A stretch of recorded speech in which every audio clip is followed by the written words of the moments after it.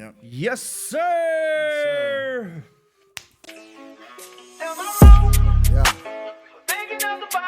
You already know we back, y'all.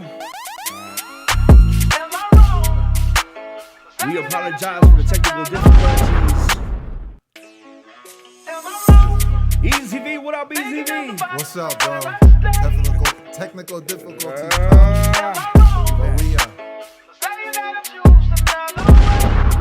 But we're here. And we are here. We are back. We're back. Yeah. Sheesh. It was. Just let me tell you, right? Doing this type of work, live production work and stuff like that, is like one of the most complicated things to do, especially when you limit it to how many hands you have available to be able to help you make it all work out. So big shout out to everybody that tuned in with us. Shout out to everybody that's patient. Thank you. And pretty sure there's a couple of people out there that's talking about how this live is messing up right now. So shout out to you and your mother and your father and your daughter and your son. Hopefully he makes it in sports. Bro, it's cool because they going Not cool. to watch.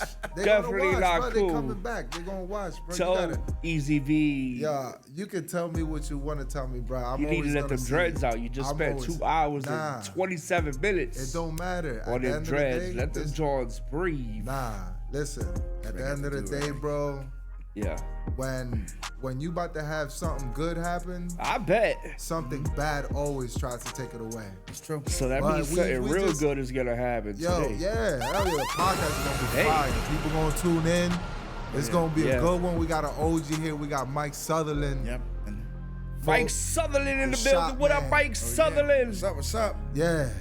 Yeah. We got Mike in the building. Big shout out to my man Mike. Mike Sutherland in the building right now. Way back. I just want to confirm that we live. Are we live? Are we live on Facebook and everything? Is it working? Yeah, Can anybody hear us? Instagram, what's up? No, right here. This is Facebook, what up? This TikTok, what up? All right. Yeah. That's Facebook. Good and golden over there. I don't know what he was showing us. You didn't hear anything? Oh, no? Oh, well, you won't be able to hear it because you have the headphones on. Yeah, because I got the headphones on. All right, so, you know what I'm saying? Let me go ahead and get right on this picture. You're right. Mike, You're right, my boy. Sharp right there, Mike. Mike is looking sharp. Yeah. Mike looking comfortable and sharp. Shout out to my man Mike. Mike Sutherland in the building, y'all. Give it up for Mike Sutherland, y'all. I see you. Celebrity photographer in the building. Hey. I appreciate you for having me. Big shout out to Easy V. What up, Easy V? Yo, chat. Bro, Mike, we're here. Yes, we Good are. vibes, good energy, Lancastar. Let's get it. And you already know I am your host, DJ G Logic, a.k.a. Mr. Do It All. Georgie. yeah. Yeah, just Georgie. You know what I'm saying? Yeah, that's me, Georgie. Mr. Do It All. And we are here on a snowy day. Yes. So make sure if you're out on the road right now, you're driving cautiously. Very careful. You got your 4-wheel drive? Yeah. Yeah. 4-wheel. Shout out to everybody with 4-wheel drive and bald tires, because it still works. Still works. You got bald tires, Easy V. You got bald tires. You gotta stay away from bro, his tires are so bald. Ahead. He don't even got a car. That's how bald his tires. Yo, bro, go ahead. You got like 3 or 4 more before I call it caps on there, bro. Because you know it's been hectic and you've been doing it all. It's been crazy. It's been crazy. It's been crazy, but you got it running, bro. You got it. So let's make sure Easy V's in focus. Yeah, he's in focus. Yeah, I'm not pointing over there. All right. We live. We got them coming in. Make sure you share. Yes. Let them know we got Mike Sutherland in the building. Mike Sutherland in the building, y'all. Give it up for Mike Sutherland. We got Mike Sutherland so in the Mike, building. since, you know what I'm saying, we started off on the wrong technical foot. Yeah, I know. You know, we back to it, though. Live production, like I said, you know what I'm saying, we have a live production. This isn't pre-recorded. This isn't premeditated. This isn't scripted, none of that. We straight live. What you see is what you see. Yeah. Fire. See Easy V's do-rag.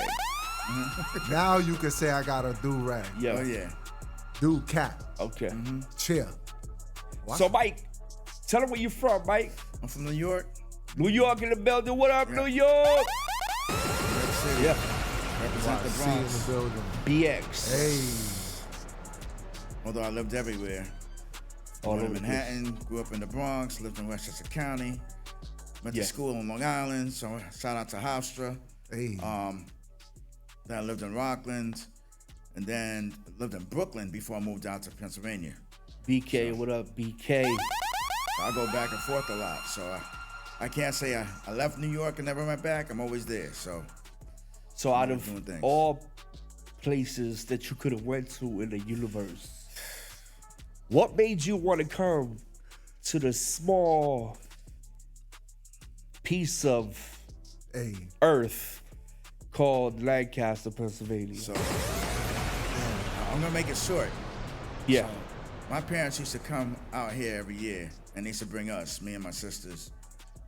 We used to stay with the Amish and the Mennonites during the summers, and so I introduced this area to my wife because she's not from here; she's from Belize. Word. And when she first came out here, she was like, "Oh, they got Mennonites," and I was like, "Mennonites? What you know about Mennonites?" She's like, "In Belize, there's a lot of Mennonites," so that taught me some stuff. But after some time, we decided to move out here, raise our kids, and the rest is history. So that's what happened. Okay.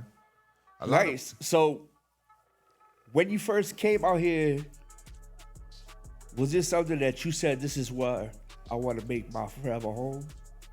Nah, we As weren't far sure as what to establishing do. yourself? We weren't sure what to do. We were just like, all right, we're gonna move out Just here. gonna try it out for a little bit. And the thing is, I didn't know anybody, so Yeah. it took a while to build and for me to link up with people. Start from scratch. Start from scratch. I was just working all over the place, and different people just started seeing me taking pictures of different stuff. Yeah. And they were like, yo, we need you to actually take pictures of our group. We need you to take pictures at this place and that place. So it was just weird because I didn't know what was gonna happen. I was just like, yo, I got a camera and I'm running around taking pictures out here. It's about to go down.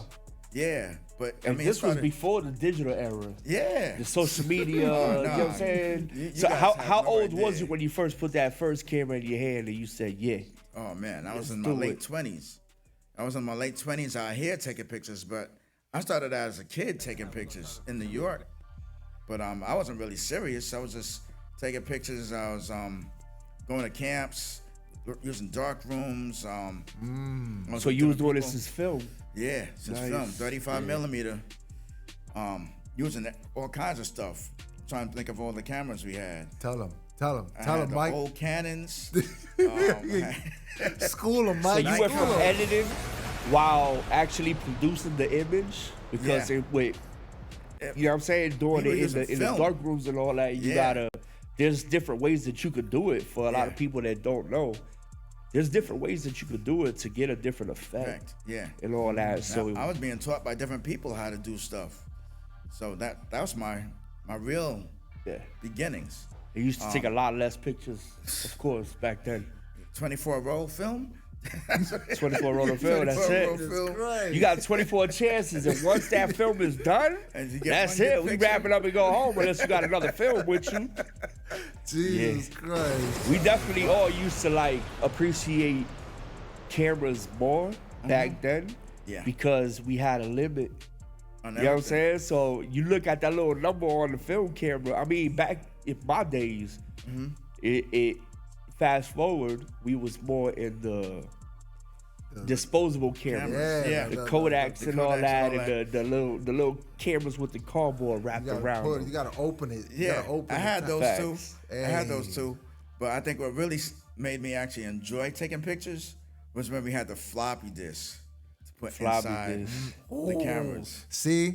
So it was getting. OG, bro. It was back then. That's when you was probably hype about it and saying, "Oh yeah, Yeah. Oh yeah. stuff is I had changing the now." Sony cameras.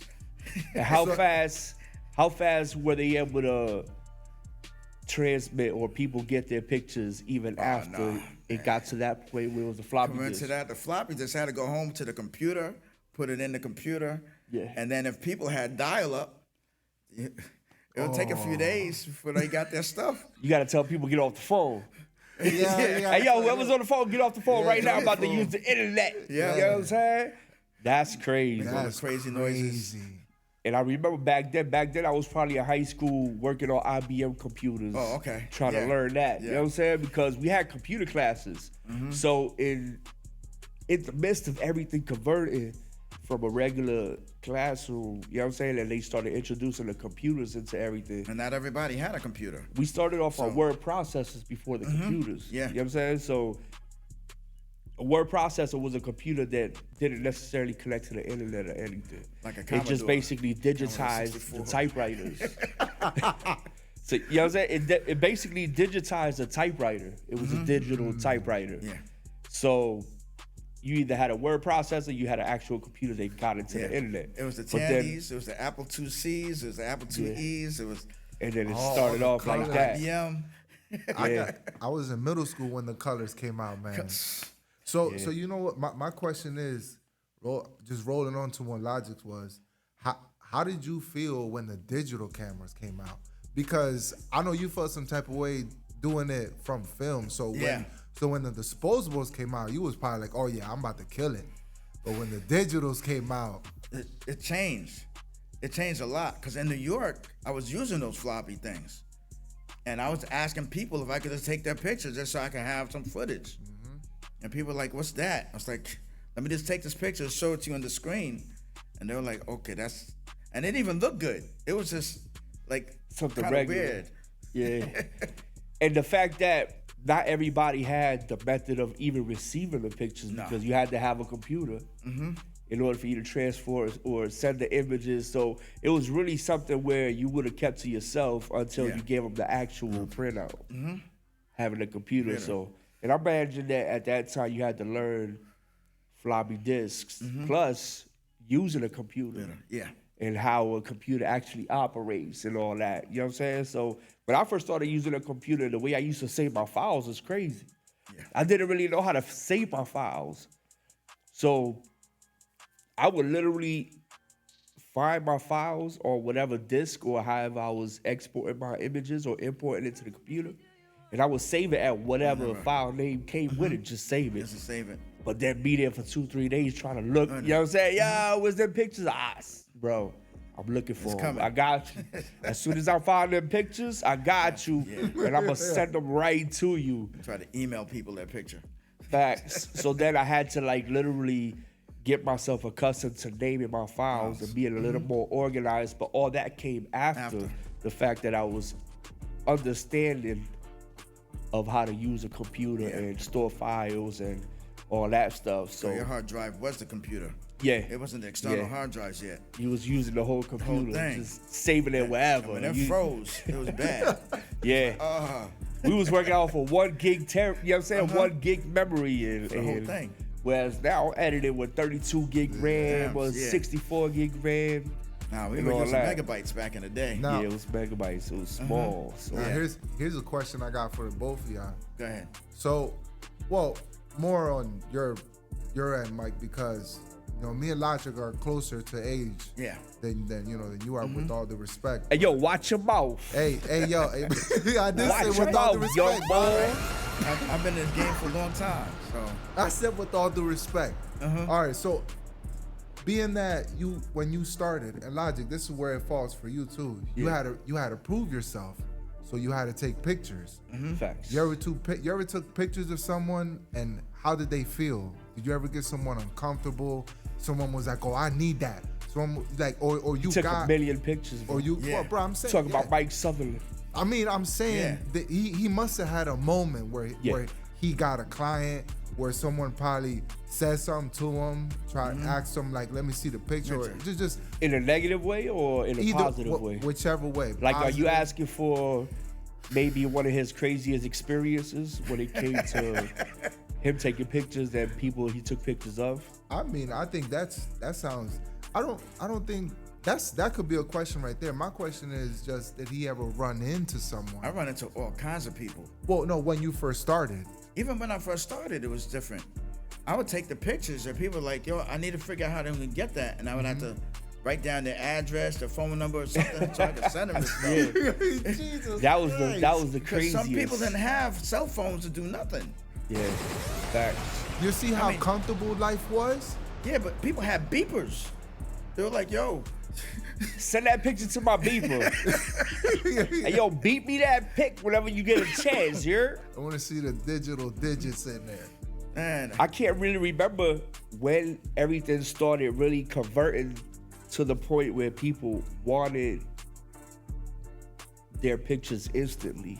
Bro, But I remember, but I don't remember. You know what I'm saying? Because That's it happened so crazy. fast. Like we live in a super transitional go period back. of our generation. You know I'm what I'm gonna saying? go to the back. So let's go to like 2002, because that's when I remember going for MySpace days. So people were like seeing pictures up on MySpace. So I'm like, yo, I need to get those pictures, and they were just like, I said, you got to get it from MySpace, or you got to meet me, Right. or if I had the chance, I had printers, and we would print out pictures on the spot, Yeah, and then charge them for the picture. facts. So that's how I was running everything. I remember that. I remember that MySpace era. That MySpace era. The crazy thing is, right, with Mike, because I could go way back to when I first started seeing Mike stuff all over the place. This is something that we could all account for. You know what I'm saying? Like, we could all go back and say what we remember the most about Mike Sutherland. And it was when you started uploading all your pictures, event-wise, and your name will be On every huge. The bottom. Like when you saw a picture, it was scream Mike Sutherland. You know what I'm saying? It's true. You did not. You did not miss.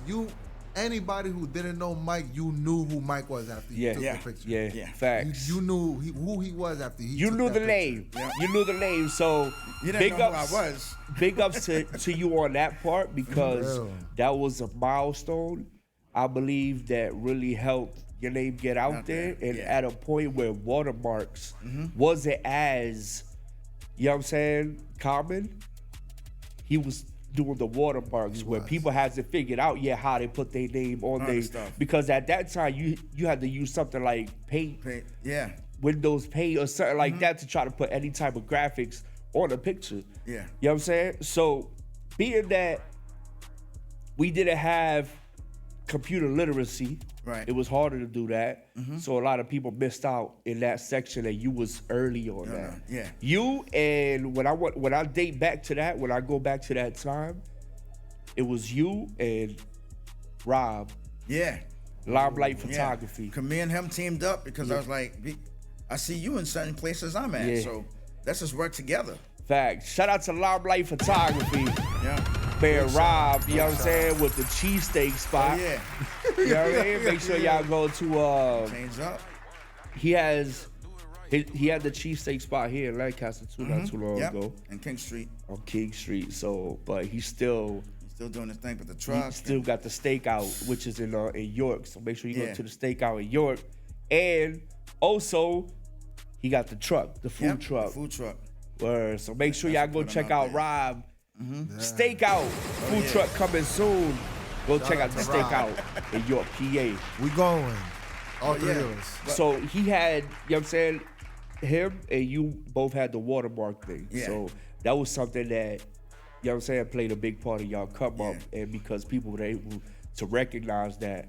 Also, another thing was when you went to all these events, you took a lot of pictures. A lot of pictures. You took every picture that was You could possibly possible. think of. He did, bro. He And did. you threw it up on the web. And You know what I'm did saying? not care, yo. And the craziest part was, it was guaranteed to see some crazy flicks. Yeah. You know what I'm saying? But I could understand that as a photographer, You got to build a story. and it was it was raw, it was uncut. And for the amount of pictures that you was taking, Yeah. It was too many. ain't nobody got time to be going through no pictures, filtering them out, you know what I'm saying, and all that. So, you know what I'm saying, throwing them up, making them available, and just giving people something to be able to go back and talk about, which a lot of people did. You know what I'm saying? For the simple fact that it was raw, uncut pictures and pictures that would just give you exactly what happened at whatever event. It was more fun that way. It caused more controversy and help your name go around even more. Yeah. So, you know what I'm saying? Big ups to you on that too. Yeah. Big ups, Mike Sutherland. Tell us what was it that made you want to continue it even after you figured it was something that, you know what I'm saying, that you was just doing as a photographer and needed to be at certain places. At what point did you catch love for the whole thing? Well, I look at it as music. Yeah. Because you guys into hip hop, you're into reggaeton, you're into all kinds of stuff, salsa. It's the same thing. So if you have a passion to do music and you have a passion to do photography, if you look at the platforms and you run it the same way, you're like, wow, I can only get better and get more exposure and get more people into it. Yeah. The thing is, I was running into like walls. I was doing everything myself. So I was like, yo, I gotta find some other photographers doing stuff. And now I run into other photographers. They were like, we're not doing what you're doing. We're taking pictures and we're selecting certain things to put out. Yeah. You're putting everything out. And I was like, yeah. I said, I don't got time to go home and do stuff. I got to work the next day. Exactly. And people were like, yo, where's my pictures? I'm like, check my link. Here. Exactly. But a lot of people didn't understand. Just like music, I had to put money into putting in the website together. Yeah. And then they put my pictures up. And they were like, yo, I just want the pictures. I was like, yo, it costs me money every year to run this website. See? So I had passion to keep doing stuff, but I was like looking for people to give me $20 here and there so I can have that money to do stuff. So you can eventually build and make a career out of something that you can live off of. Exactly. And love at the same time. And And that's something that I even, from a person that sits back and analyzes, you know what I'm saying? Somebody that's super like, you know what I'm saying? Like, that pays attention to everything around. One thing that I would always see is that you had the websites. You was watermarking your pictures. You know what I'm saying? And you was taking so many pictures.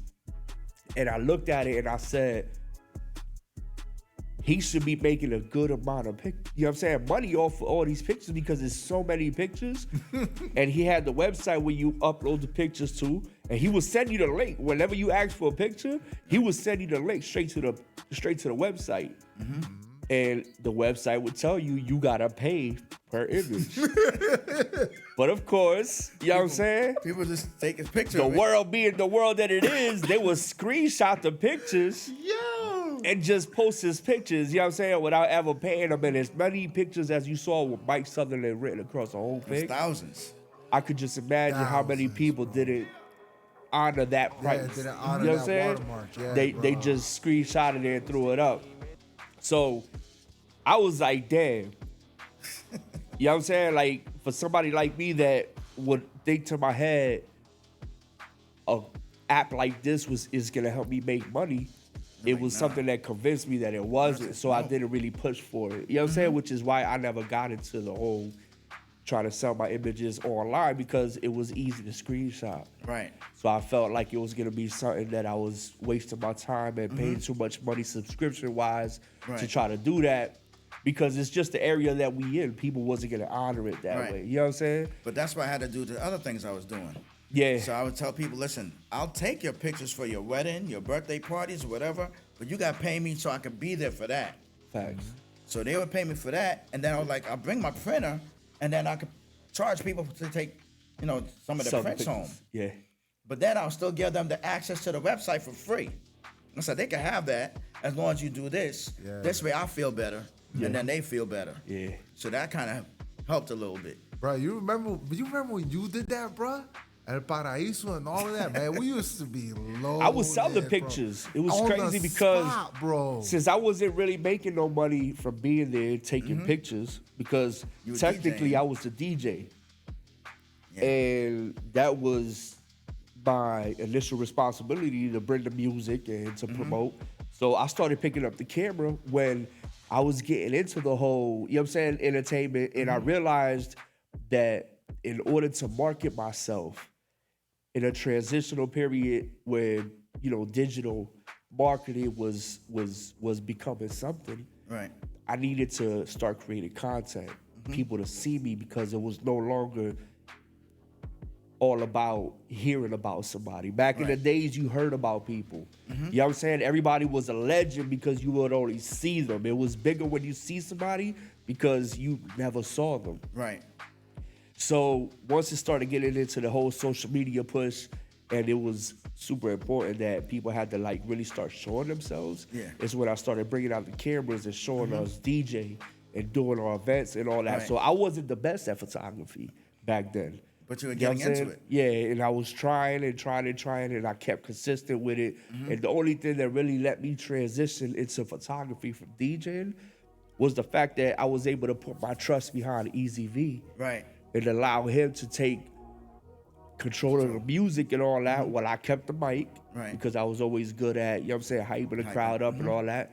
And then I would go around and take pictures. Right.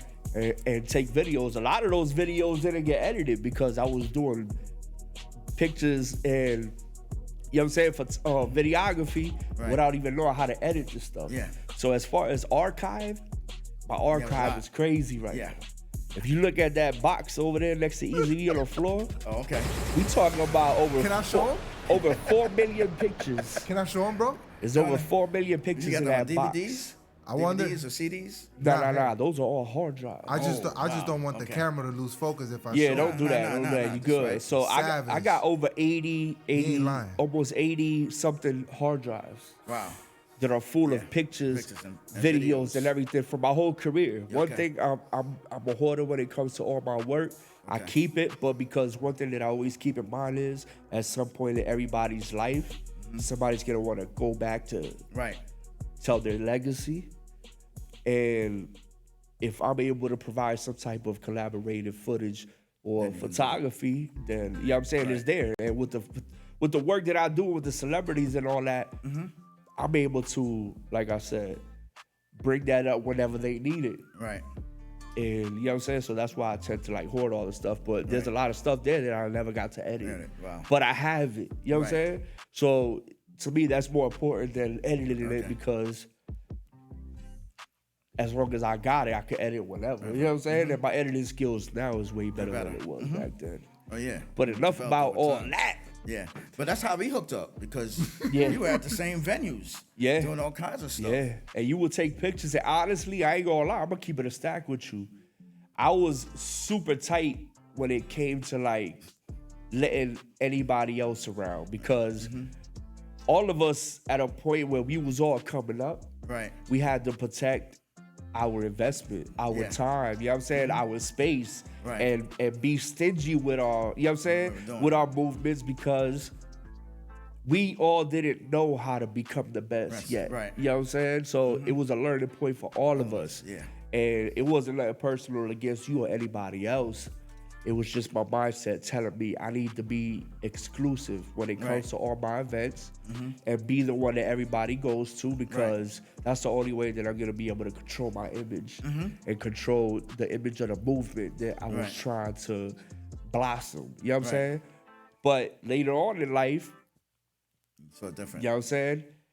If I could turn back the hands of time and excuse my ignorance, I think we all would have been able to be even more further. Hey. Because a lot of the stuff that you used to do that I wouldn't, you know what I'm saying, necessarily do back then because I was ignorant about it, I would take that and put it back into my, you know what I'm saying? Into my quest to get to where I'm at now. Right. And it wouldn't work because Right. now I understand it.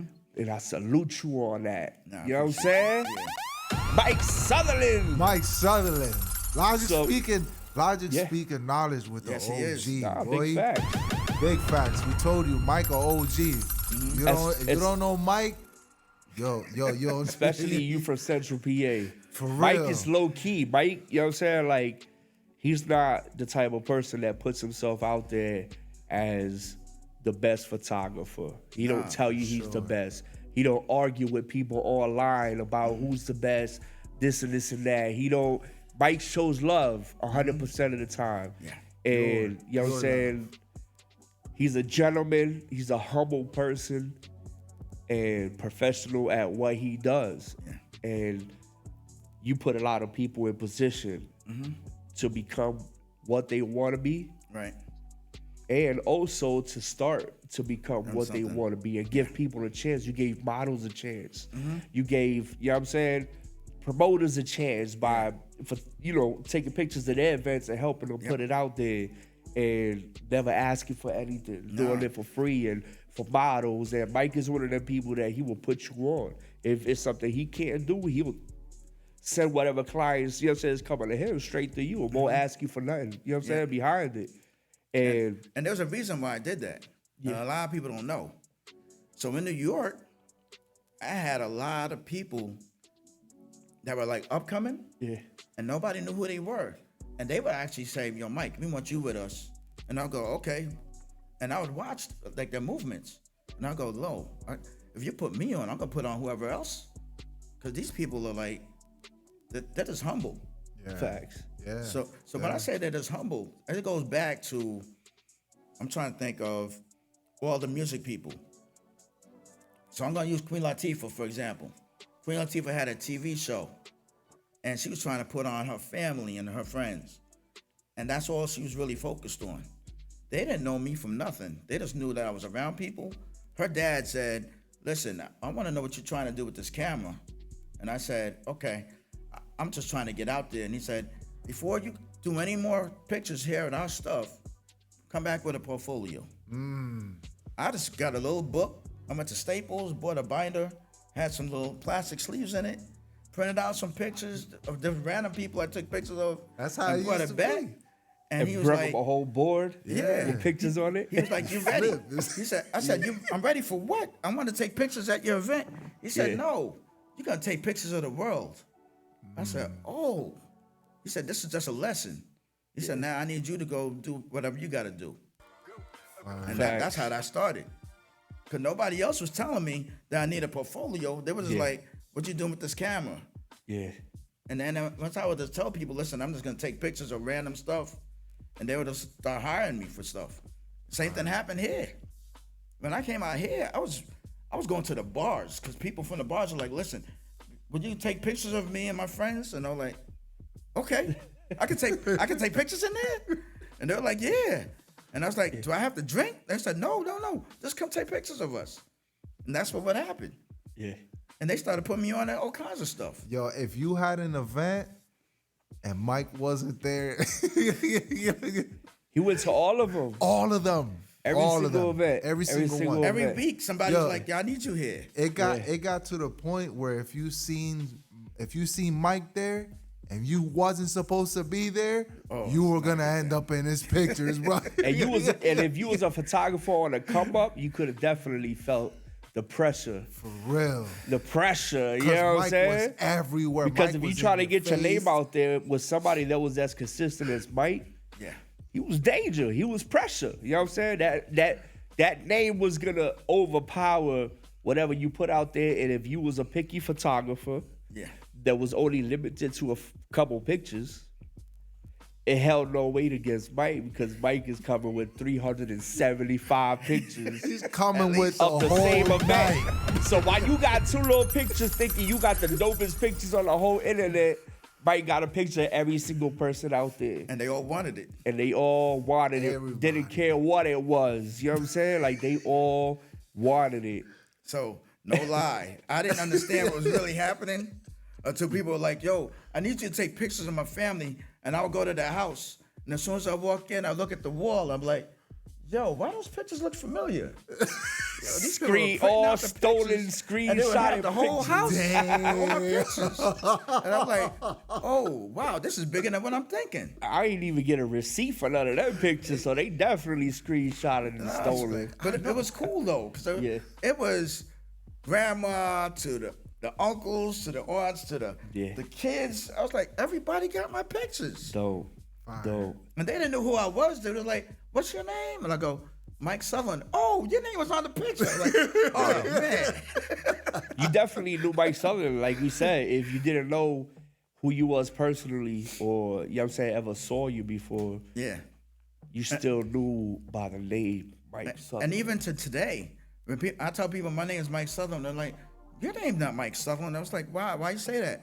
Yeah, Mike Sutherland's a white guy. And I'm like, no, it's me. Nah, that's Mike Sutherland right there. That's Mike Sutherland, bro. Facts. Give it up to Mike Sutherland, y'all. Big shout out to Mike. Big shout out to everybody that's tuned in with us on all platforms. for sure. Shout out Hey. to everybody that's on TikTok. Big shout out. Shout out to everybody that's on Instagram, Facebook. Big shout out. You know what I'm saying? Big shout out to everybody that's going to see this later on YouTube and all that. So make sure you look up Lancastar on YouTube, Lancastar Podcast, and you'll see every episode that you missed, including right here on this platform on Facebook, where I archive my videos. But So, I'm gonna let you know some more stuff. yeah, Speak. tell us. So Yes, when I was sir. out here trying to just do pictures, it would be the promoters that would come up to me and go, listen, I heard you take pictures. Let me try to do stuff with you. So I'm gonna go back. I'm gonna go back to Show Love. I Yeah. know you all know Show Love. Yeah. Show Love was one of the first dudes that came up to me and said, I got a team that's doing music and stuff. I just want you to take some pictures of us. By me just doing that, they just started linking me with so many other people that I didn't even know about. Yeah. And they were like, and then their people were like, yo, come down to Dragonfly. If you remember Dragonfly. Dragonfly, Harrisburg. Dragonfly, yeah. Eclipse. Yeah. They over the level 2. Wait, clips. Yeah. Damn. It was all the spots. And I didn't know the spots. I was just like, I'll just go with whoever people tell me to come to. And then Lancaster was like behind. I would come out to Lancaster. People like, we don't know who you are. And I'm like, okay. Miguel's. Miguel's. Damn. Way back. What was that joint on Prince Street? Was that Miguel's? Miguel's? Nah. That was, you talk about Vicky's. Oh, Vicky's. Yeah, I was at Vicky's bro, too. the white building. Yeah. Bruh. Shout out to Vicky's. I was at Vicky's. Jeez. Free everybody that got locked up in that place. If you was at Vicky's, bro. 75% of them in jail right now. But you had Communion Club, you got the Village, you got, I mean, that's all the new clubs now. Yorgos was around. Yorgos. Yeah, And I was Yorgos in and out around once for in a while with them. bro. Shout out to Yorgos. Big shout out to Yorgos. And then eventually, of course, you know what I'm saying, after We had you the know, Brunswick. The where I met Brunswick, with you. yeah, we had the Brunswick. Shout out Hey, to no, shout out to the Calazos, El Paraíso. For real. Hey, Mike, And I'm trying to tell you. that's where my whole photography career really started. Was at the Brunswick At the Hotel. Brunswick, yeah. With the, you know what I'm saying? Because I was doing video and photography, but it was more on the artist level. Right. So I wasn't pushing myself as a paparazzi style Right. photographer. I was more of a creative photographer and videographer. So Right. I was more specific with the images that I was putting out Yeah, there because yeah. I was trying to build my image. I wasn't up to par when it comes to putting stuff out there by the masses Right. to build my reputation as fast as I can. can, You yeah. know what I'm saying? And that was something that eventually I learned from you. And then I started caring less about the pictures Right. and started putting more pictures Pictures up. and stuff. You know what I'm saying? And started doing the watermarks and Right. photography by G Logic and all this and this and that. And the watermarks started helping me. Yeah. Started helping my pictures, started helping the businesses. I started learning graphics and all that. So I started learning how to be able to convert whatever logos or JPEGs and pictures Right. that people had with their logos on it. Put you on another level. And Yeah, that's I true. was able to start putting their watermarks on the pictures and made it look that much more better. professional. Yeah. But I got my watermarking skills or my watermarking, you know what I'm saying, ideas from Mike and from Rob from Limelight. But we, Rob had more attention to detail when it came to When it his came to his photography logo. back in the days. His photography was more cleaner, Right. more arranged, where Mike's photography was paparazzi Yeah. style. You was almost what I'm there. You was almost. You could look at Mike's pictures and it looked like felt like you was like in there. like the whole night. Like you was there. Yeah. If you wanted a moment, you knew something happened. Just go through the pictures, and it most likely will be right there. Yeah. And you was gonna find something that, you know what I'm saying, you was looking for too, that, you know what I'm saying? You wanted to make sure somebody was there, you know what I mean? Somebody was not there. Oh. And that's something that, people use us as a tool, you know what I mean? Like, people use us as a... I had people looking for me. Yeah. People looking for me. They were like, you was you. And I'm like, what? Where? Hey. And they would show me the picture, and I go, I don't remember it, but that looks like my picture, though. Okay. You can't deny it, Mike. No, I was just like, it's me. Yeah. Jesus. But just you know what I'm saying, like that whole style, and there's a big photographer in New York. He goes around, Johnny. John, what's the last name? Remember his name? Damn, when I ask myself is questions he the guy like with that, the big giant camera? Yeah. So it's a black guy. Nah, this was Puerto Rican. Dang. All right. So what you call it? Johnny, he takes pictures of all types of celebrities. Yeah, I know who you're talking about. He's a tall guy. Is that the one you're talking about? He's a little shorter. He's a little shorter than me. No, because in New York, I ran around with a lot of the famous photographers. And when I was around them, they didn't know I was really a photographer out here. They just saw me with them and were like, what are you doing? I said, I'm just watching y'all. Yeah. And I would just be around them. They were like, all right, just stand there and take whatever pictures. And I would run from one person to the next person. Next thing I know, I'm in all the different venues. Yeah. And that's who you would remind me of. Okay. So that's his profile right there. His name is Johnny Nunez. Oh, yeah. I know who he is. So Johnny Nunez, big shout out to Johnny Nunez. Shout out to him. He's one of them guys that'll be right there. You know what I'm saying? When it comes to any celebrity coming into town, every celebrity knows him. You know what I'm saying? Paparazzi style, flash going off the hook. Yeah. New York work ethic, you know what I'm saying? Which Mike is evident where he's from because his work ethic was just similar. It's just, you know what I'm saying? It's just as hungry because Mike been working since before me and still working. You know what I'm saying? And no signs of slowing down because every big event you can find Mike Sutherland there. So big shout out to Mike. Big shout out to Johnny Nunez. Yeah. Big shout out. Celebrity photographer, paparazzi. But I look out up to here, Johnny.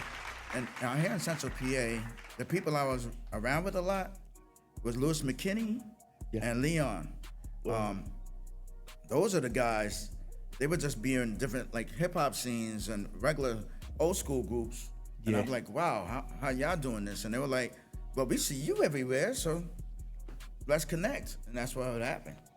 I also remember you used to be with a photographer called Hardy. Oh, yeah. Ninja Hardy. Fred Ninja Hardy. We could never forget Hardy for the simple fact that Hardy had the big race car. Yeah. He probably still got the race car. Yeah, he still got them. And I'm still doing stuff with him. Word. Yeah, that's my man. Ninja Yeah, Hardy. Ninja Hardy. He's going up there on the magazine, so I'm a part of that circuit. And y'all was doing the everything. For models at the car bikes, shops the cars, and all that. Yeah.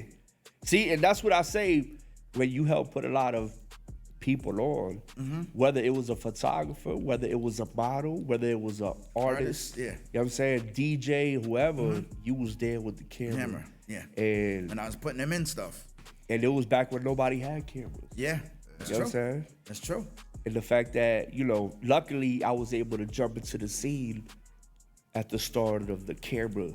You know what I'm saying? When that whole movement. Cameras really started like becoming a necessity. Especially today. And I was able to grow that way. Today everybody got a camera. You know what's crazy, bro? That people had phones. We had our phones, but nobody really cared. Because if you had Mike in there, you was good. They was looking for the picture. They was going to you to look for the picture. Don't put the phones away and say, yeah, we good. Yeah, if Logic was there, they knew that joint was going to be on Facebook. It was going to be somewhere. We don't care about our phones. The cameraman is here. And I think, that's crazy because that's probably what took away from really enjoying the nights going out. Yeah. That everybody's now Exactly. they want to They do take their this phone. instead of enjoying life and enjoying. Now the they're their moment. own photographers. Yeah, bro. Now you don't. You know what I'm saying? You killing not just one thing. You killing multiple things. You killing the enjoyment of life and then the enjoyment of the memory from someone who's going to show you what it was. Yeah. But that's an old school way of looking at it. Hey, bro. Because if you, of course, yeah, it does. Technically, like literally, like, you know what I'm saying? Like, if you really want to look at how much it takes away from, but the generation that we're in now Exactly. is a social media driven, algorithm driven. Everybody used that. You know what I'm saying? Necessity to have your phone taking pictures and videos at all times driven type generation. So it's like we have to, even if, if it's something that you want to survive off of, especially on social media, and it's something that social media plays a big part in marketing or advertising. Yeah. Now it benefits us to have everybody pull them cameras out. You know what I'm saying? First thing the DJ is gonna say in the club is, yo, everybody take your cameras out. You know what I'm saying? Take your cameras out. Make sure you tag us. Make sure you follow us. This and this and that is a free platform, because if not, you're going to have to put hundreds of thousands of dollars into marketing and advertisement. When you got 100 people in the club, 200, 300, 5,000 in a concert venue that could throw up an ad for you. Right. You know what I'm saying? Fact.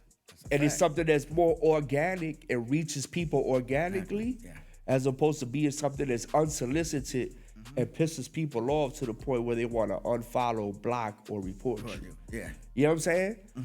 So it's Everybody's like, doing it. yeah. They So, can't do nothing. like, unsolicited content goes a lot further. It's true. Because it's something that pops up, looks organic, looks relative. Maybe not the best quality, but it looks like something that's coming from somebody that's on the same level as you. Yeah. So people would tend to respect that more instead of something that's way more high quality and expected. Right. McDonald's, Super Bowl, all that shit is expected to be a high quality content and all that. So there's not gonna be no kudos. There's not gonna be no congratulations, no that looks dope. For the most part, it's not gonna be nobody commenting underneath. They just gonna watch it and let it go because it's too professional. You know what I'm saying? Now something comes along and it's less quality, more relative, and bootleg looking. Right. We feed more into that. It's like back in the days, we used to like the bootleg movies. Yeah.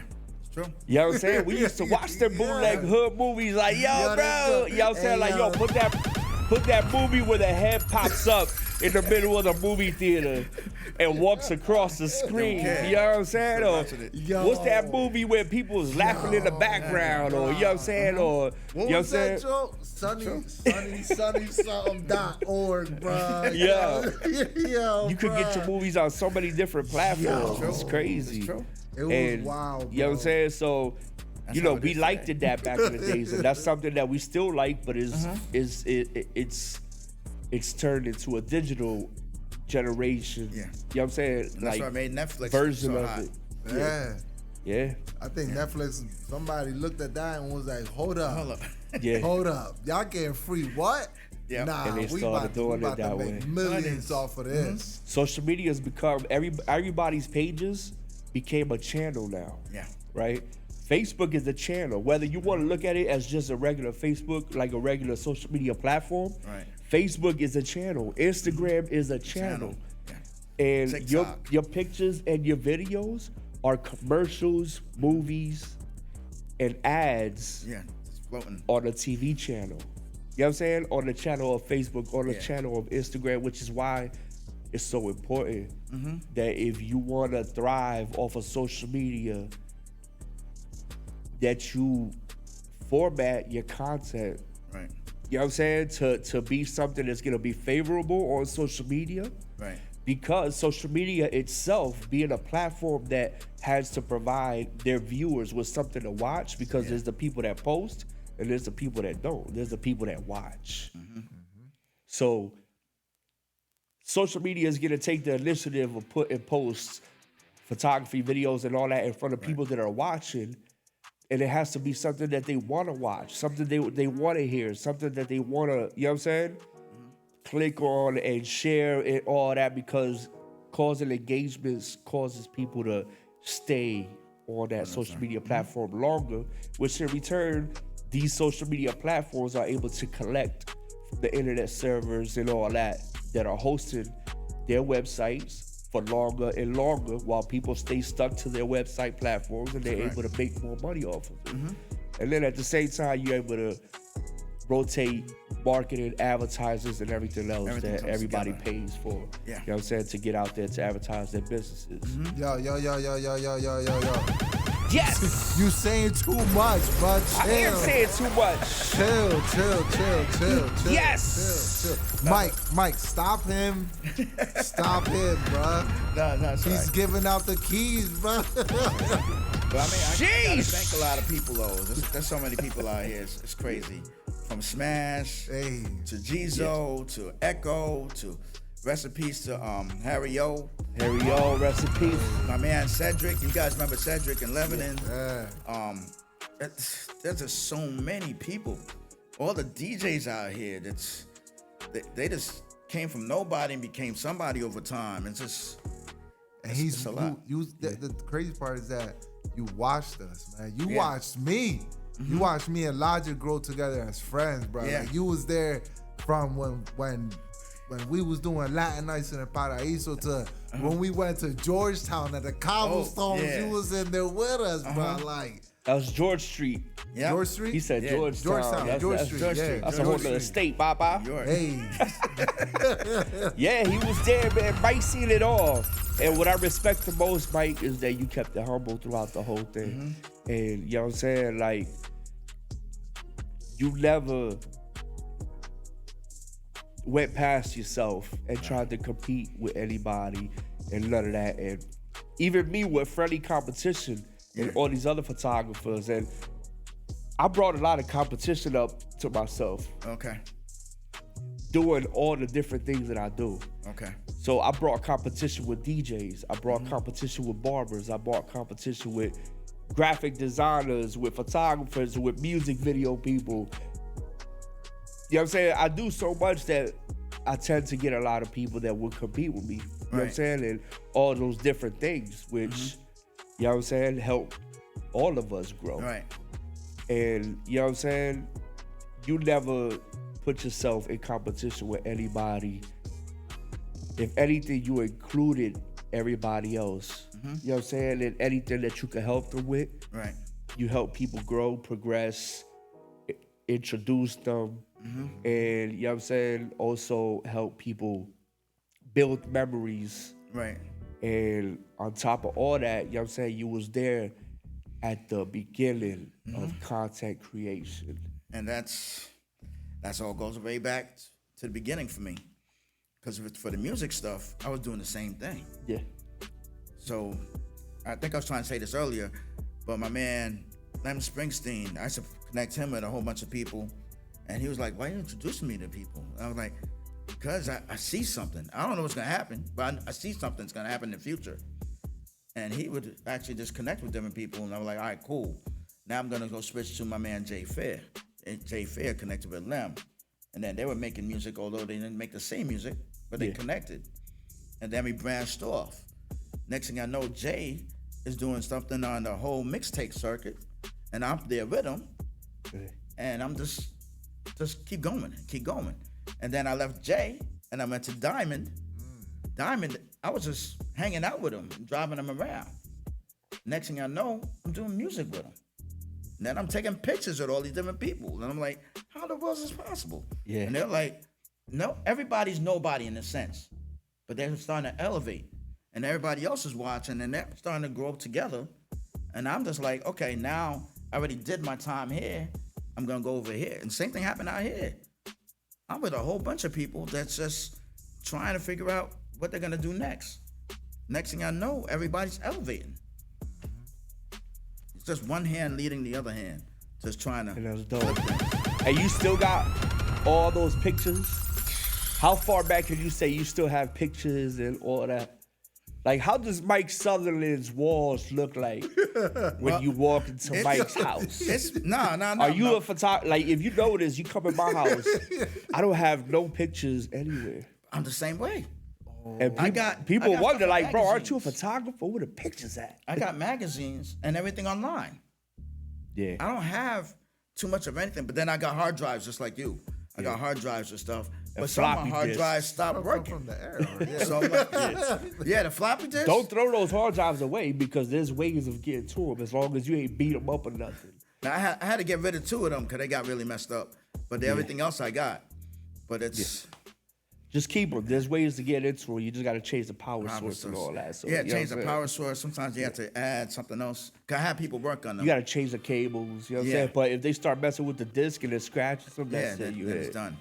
But yeah, When it's defragments, it's definitely. That's fine. So make sure if you're into photography, videography, and all that, switch over to SSD, solid states.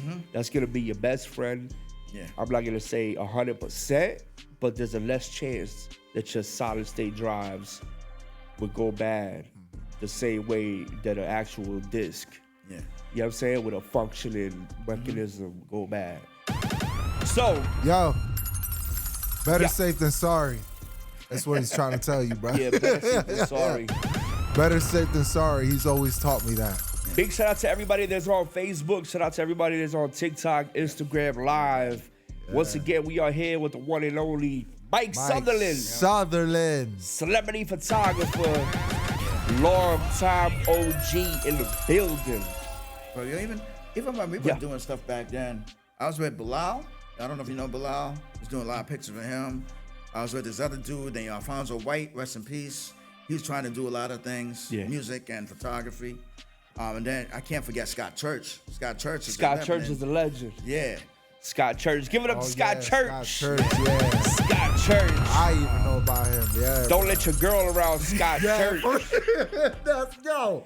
Hey, Scott Church will have your girl in a bikini. Look, yo, his shots were crazy, bro. I give it to him though. That's his niche. That's his style. So you know, if you want to do the Boudoir and you know what I'm saying, that type of expressive photography, Scott Church is the man for that. Luxury, luscious. Yeah, big shout out to Scott Church. Yeah, big shout out. Big Central PA. As a matter of fact, you know what I'm saying, legend all over, not just Central PA. He did work, if I can recall, he did work with Playboy and all that. Yeah, Playboy, Penthouse. Yeah. From VH1 to all the way down. Yeah. So big shout out to Scott Church. He But definitely has that resume.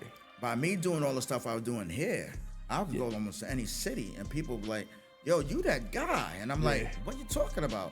They were like, aren't you from PA? And I'm like, yeah. I said, how you know? They said social media, Facebook. And I'm like, wow.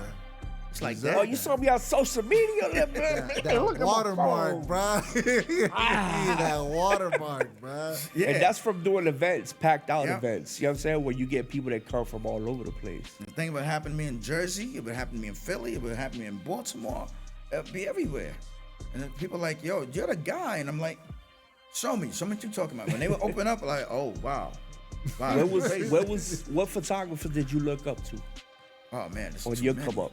There's so many. And the thing is, I'm bad with names. I would just like their stuff, and I would go, yo, I need to follow you and just do stuff. When I was with 50 Cent's photographer, that kid is nice. His name is Mike. I don't know if anybody knows him, but he had all kinds of crazy equipment, and his shots would always come out like impeccable. So between him and D Nice, you know D Nice. D Nice does crazy photography. His cameras are out of this world. And when I'll just be around I'm like, wow, I'm gonna be like that one day.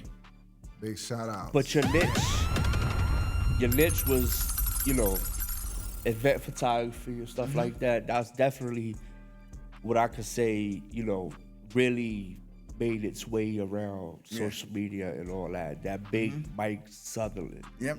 You know what I'm saying? Like, I want to take a picture and just, you know what I'm saying, have you throw the big Mike Sutherland on a picture. I want to print that out and put it. As a matter of fact, shout out to Mike. He was there on the day we had Ciroc Boy Bonds down here.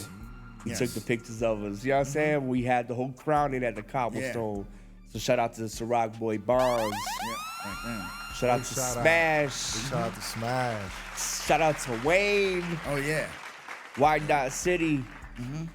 And that was a big turning point even for us. Yeah. You know what I'm saying? In our career. And that was something that, you know what I'm saying, like a lot of people was hype about and supported us, you know, getting into the whole Ciroc Boys movement and all that. Despite, you know, what it all is right now. We ain't gonna say too much because we want to keep that up the high. But I told you, I saw things happen to you. I get the messages online by friends. Yo, Mike, I thought you was part of this. I'm like, I know them, but we just flow through stuff. That's really what We're it really was. tied to all this stuff. Word.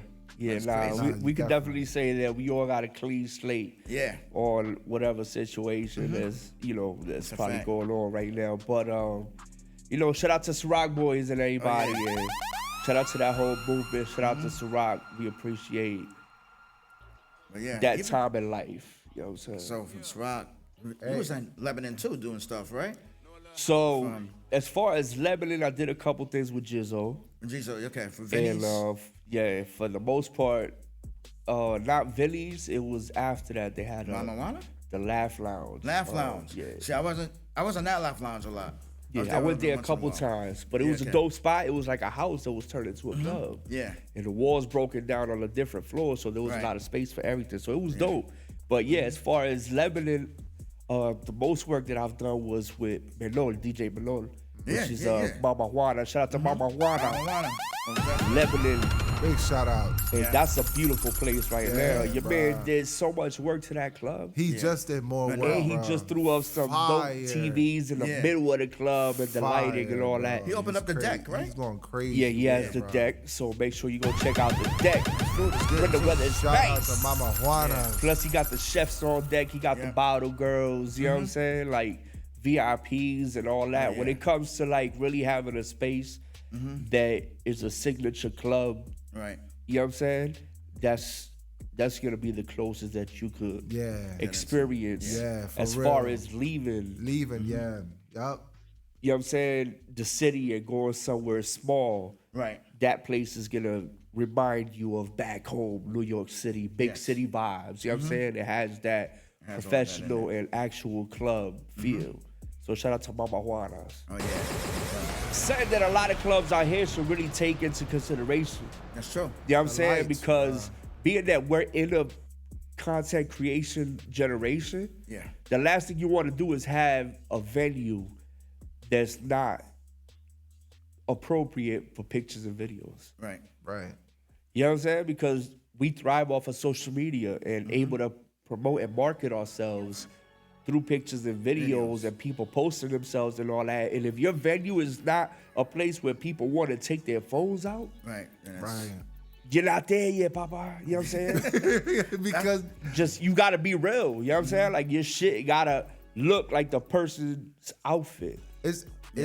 Bro, and you gotta compliment that pretty girl. You know what I'm saying? Like show her sexy self in the back. You know what I'm saying? And all you see in the back is some dude laid up on a bar ready to knock out with a cigar in his back pocket. You know what I'm saying? Chairs everywhere, no type of VIP, real couches or any of that. It should just look like something out of Tennessee. You know what I'm saying? Like somebody's like, you know, backyard bar in Tennessee or something.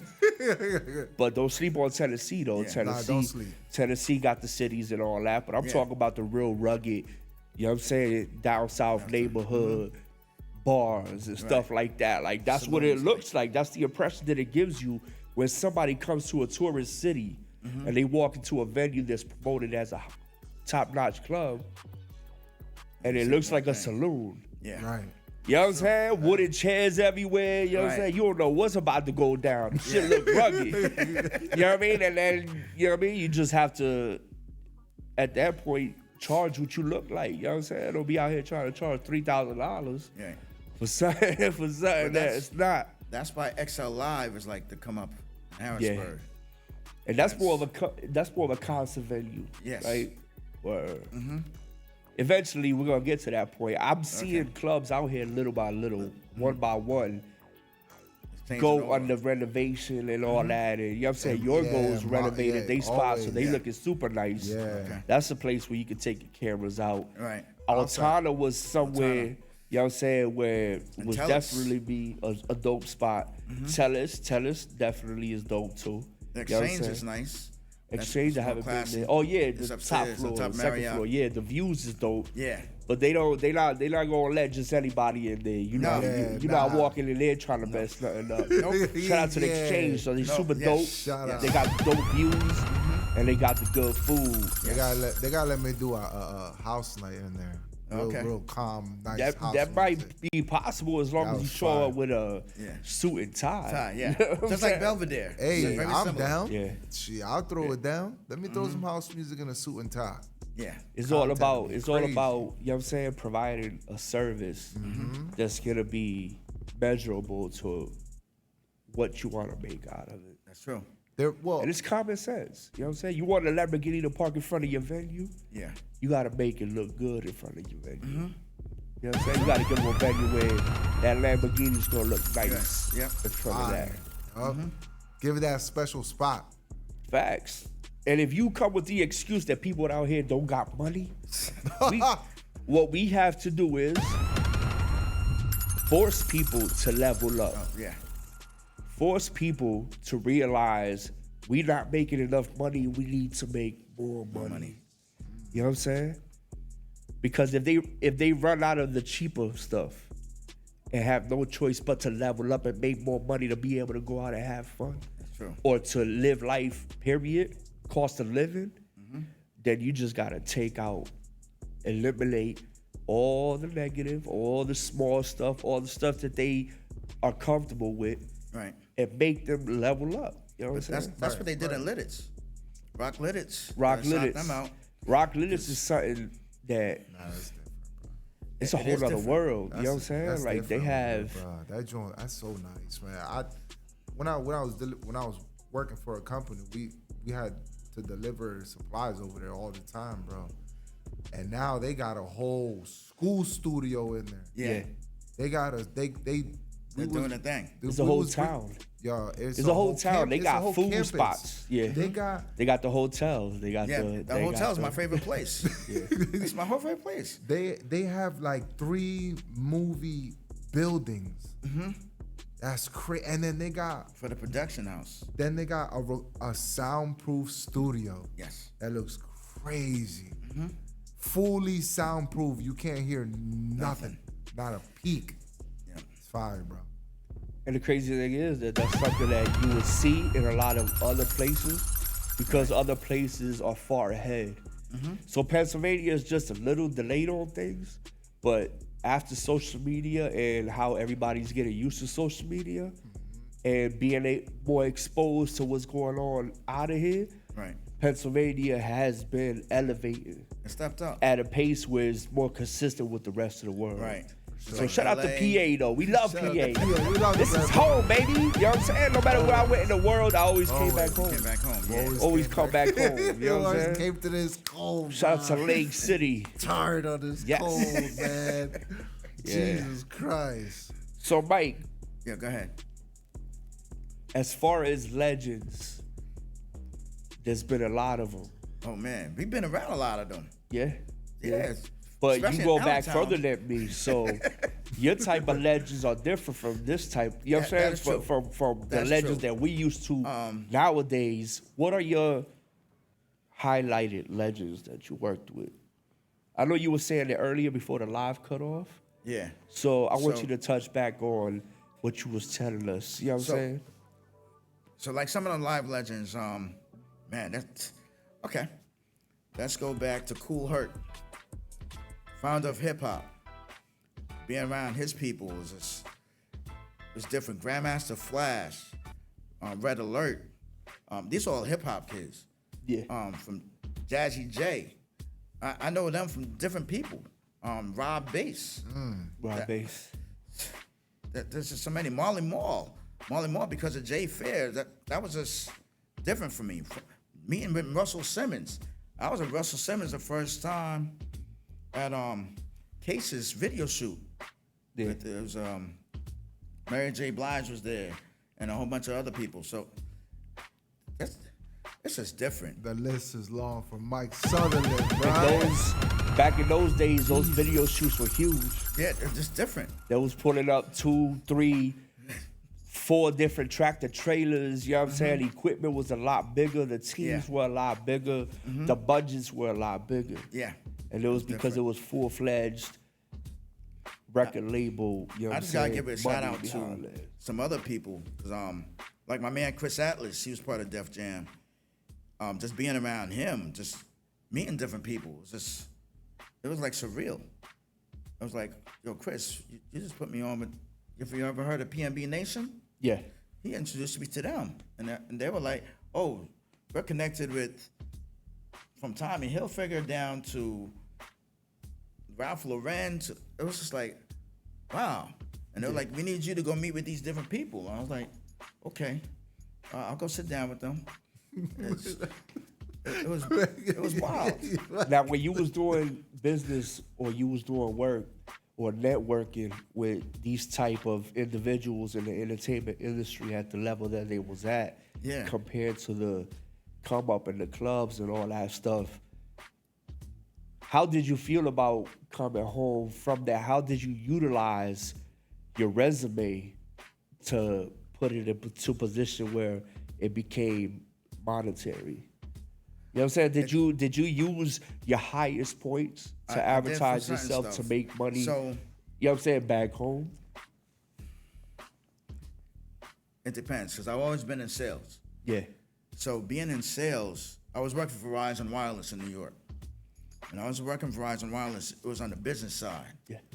And I would just be with different people. So for example, I would be with Jay Fair in the street. And we'll be by Justin's, one of Diddy's old clubs. And Swiss Beats would be there, asking me questions if I could sell him a phone. I'm like, you want me to what? I said, can we meet up in the daytime? Because he's asking you, man. And then he would call me up and he was like, yo, I need that phone. I'm like, yo, just go to the store, man. I don't got time to go hang out with you to do this stuff. The same thing what happened with FUBU. My man Chris. So this is back when the phones was huge with the big antennas. Nah. Actually, I was in the game for that too, but this was after that. This was like right after that. It was the Motorola phones, the Nokias, the Ericssons. The bleeps and all that. Yeah. I was working for a company called MetroQual out of Empire State Building. And that's how I connected with FUBU. So that was back when you used to only be able to call me after 7. Hey. Yeah, for 3 minutes. During the day. Call me after 7 or text me for free. Hey, text me, but I'm not gonna pick up if you call me unless it's an emergency. But you can only call me after 7. And don't send me no pictures. But you know what? You're right, because that's what I was selling. I was selling to people that had that. But they'd be mad at me, but I'm the sales guy, so I didn't have that problem. Yeah. My phone was always on. So they were like, yo, how are you doing this? Definitely. So it was different. Now, when you used to have work or network with celebrities and stuff like that, how did you go about being able to get the photography, you know what I'm saying, pictures and all that, without leaving the city? Because at that point, you would have had to mail it back. Or was that the circumstance? Nah, it's Cause I could just imagine you take, you know what I'm saying, somebody's picture and then you had to leave because you was there for the weekend. Now you got to go back home. You know what I'm saying? Dip the pictures, and then develop one, and then send them out. But it wasn't just sending them out for me. So for certain people, if I knew that I needed that connection, I would go to your office and drop it off. Hey. Nice. See, that's real. And they were like, oh, yeah, that's what made the job real. Yeah, they were like, oh, this is nice. I'm like, yeah. And they were like, we got another job for you. Oh, yeah, okay, I'll take that job. And it moves into that. Yeah, see, that's dope. That's dope. Mm-hmm. And you said building resumes. That's how I got one of my jobs at Viva International, is an eyeglass company in Jersey. They wanted to have a whole bunch of different references from me. They didn't like half of my references, but I put them on with this lady, and Was it because they're more hip hop oriented, so there wasn't as? No, they wanted stuff, and I didn't understand. I was giving them names that I thought were big. I even gave them. I said, I got a connection for Red Alert. And they were like, no, we don't care about that. They wanted something more commercial. Yeah, so I gave them this lady. I'm not gonna say her name, but she was managing Vanessa Williams, and they were like, we've been trying to get her contract. Yeah. So that was like an easy end for them. Yeah. And they were like, you're hired. And I was like, really? I had to go play this game? But that's how it is. That's the real business world. At this point, with all the connections that you made, I would say utilize it as a publicist. Mm-hmm. Because, you know what I'm saying, it's important for anybody to utilize a publicist. Yeah. If you're in an industry where you need to get yourself familiar, you know what I'm saying, to the world. Yeah.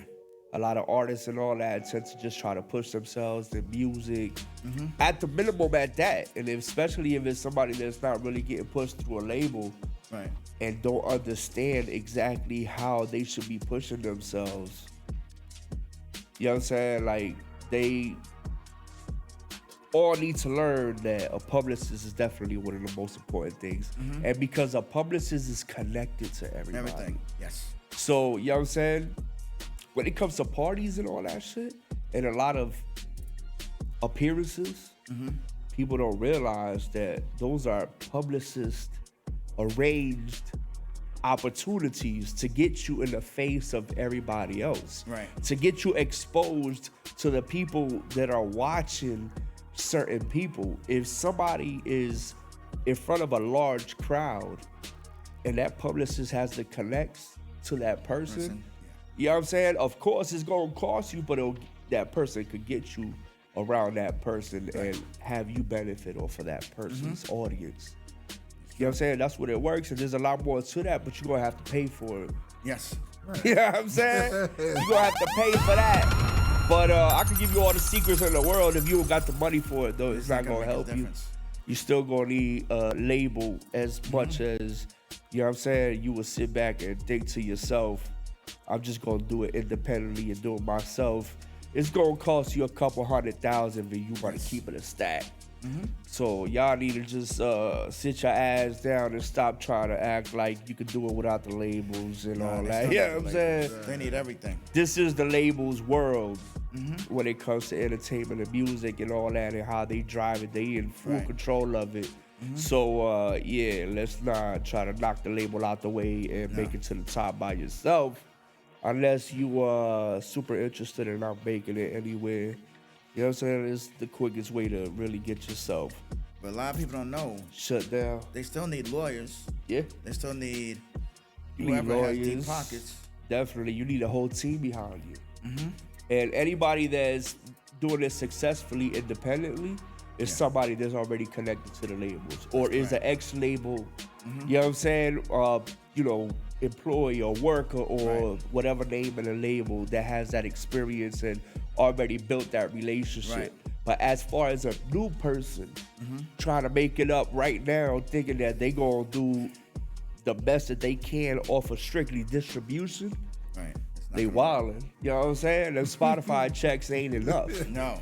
Them iTunes checks ain't enough. You know what I'm saying? That little small distribution check is only a piece of what, you know what I'm saying? Like, it's gonna bring you money, because at the end of the day, you need managers, you need show money, you know what I'm saying? You need endorsements, you need brands behind you, and you know what I'm saying? Like, you need to rock clothes, you need to pop up on people's shows, and it's a whole package. And on top of that, we live in a live stream world now. Content creators and all that, so it's important that either your publicist or you yourself get yourself arranged and put in front of cameras with these streamers and all that engage with their fans one-on-one. You know what I'm saying? And actually go out there and experience the world with their fans, because these content creators don't limit themselves. No, they don't. They're bigger than the regular celebrity. So, you know what I'm saying? For you to come out there and try to be jolly, cocky, and you know what I'm saying, and Self. super like too celebrity for somebody. Anti. Somewhere out there, there's a streamer that got way more followers Right. and all that you and willing to do everything you're not willing to do. That's correct. So they're gonna benefit, get more money, get more love organically Yeah. because of it, while you sit back and expect for your label to bring you money. Right. You know what I'm saying? That time is over. This is a whole different generation, which is why I choose to do my shows live. Right. Because this is something that I'm able to engage with people that are watching. Even though I can't see the comments right now, so I apologize. Yeah. Big shout out to everybody on Instagram, Facebook, TikTok. TikTok, tap the screen. Facebook, hit that like. Share it for me. We appreciate you. And Instagram, tap the screen too. Hit the like, I'm share just the looking at live. the names on the screen. Yeah, we got a couple people got in Mo. here. Yeah, there's definitely people there. Mo Woods. Honestly, I can't Shout out to Mo. see that Yeah, far. Mo's in here. Yeah, you shout got- out to shout out to Mo. Shout out Yeah. to Anthony Torres. Yeah. Lyric Shout out and- to Vic Asensio. You got family Yeah. in the building. I see Jose. Loniel Garcia's in here too. Shout out to you. Shout out to everybody. Loniel. Like, yeah. Bro, you know him too. You see his course. picture, you know. Danielle. Yeah. Yeah. Yeah. Yeah, Oh, Laniel was with us. Yeah. Oh, you was. Yeah. Laniel's an artist. He does Yeah. his music thing too. Yeah. Yeah. Big We're shout out doing to stuff in everybody. Allentown. Shout out to everybody. To Allen for some stuff. Bro, Abat's in here. Jose, Shout out to Yvette. everyone. Big shout out to everybody. So, just don't think that we ignore any of y'all. It's just we don't see the comments. I'm getting there though, little by little. Okay. I'm gonna have another couple TVs, and they're gonna have the different social platforms on there, and we're gonna be able to see everybody everybody's stuff. and shout everybody out. Yeah. So yeah, but It's hot. I head for a platform. Boss. But yeah. hey, yo, what the? Boss, What was that? Easy V. Mike Sutherland. Yes, sir. What did? Mike Yo. Sutherland's in the building. Don't Mike, don't- sometimes Easy V say stuff that we just we can't. You know what I'm saying? It all depends on how tight his do-rag is for the boy. day. Yeah. So shout out Easy V. Who knows what he has in that drink over there? Yo, Easy V. We appreciate you though. We appreciate you, my guy. We got off to a crazy start. I feel like every time that we go live, you know what I'm saying? Like,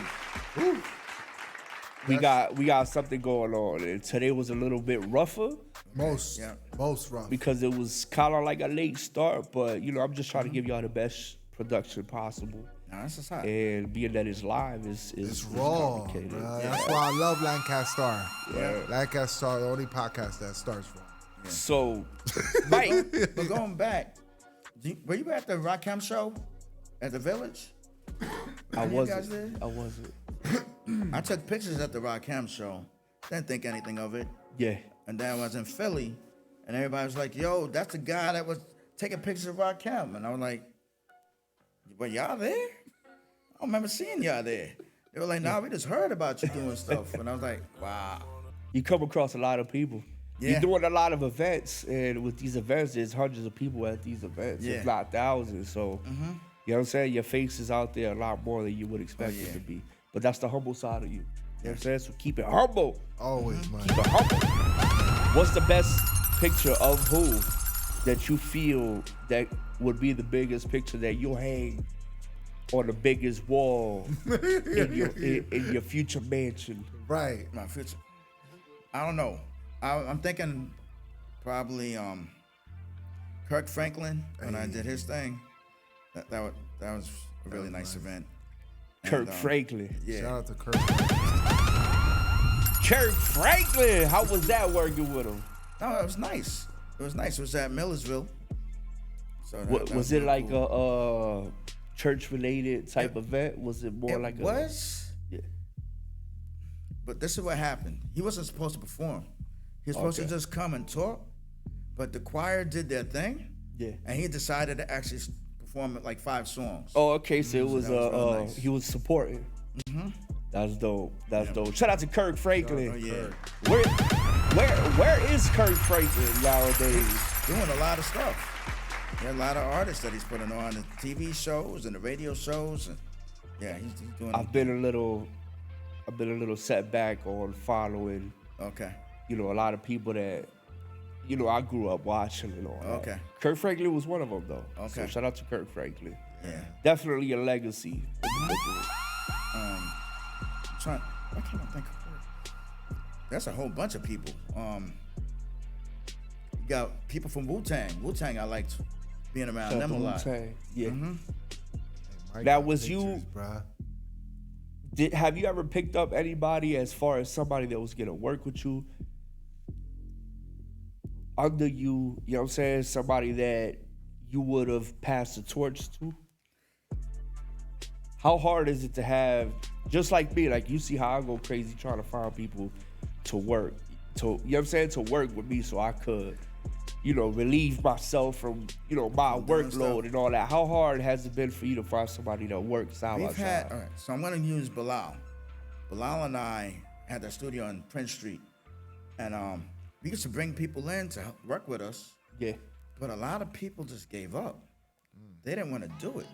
So instead, I would just be in different places, and whoever else I saw that was trying to do something, I would just let them rock with me and then see if they're going to That's take the it work off and ethic. do stuff. It's the work ethic that a lot of people fall into out here because this area is more calm. You know what I'm saying? People are more laid back. It's if you want to keep it real, Central PA, Pennsylvania is more designated for people that want the slower life. Right. People from bigger cities would come out here to retire. Right. Invest into properties and make money off of, you know what I'm saying, like tourists and all that, because it's somewhere where a lot of people from big cities come to still get a taste of, you know what I'm saying, a throwback Right.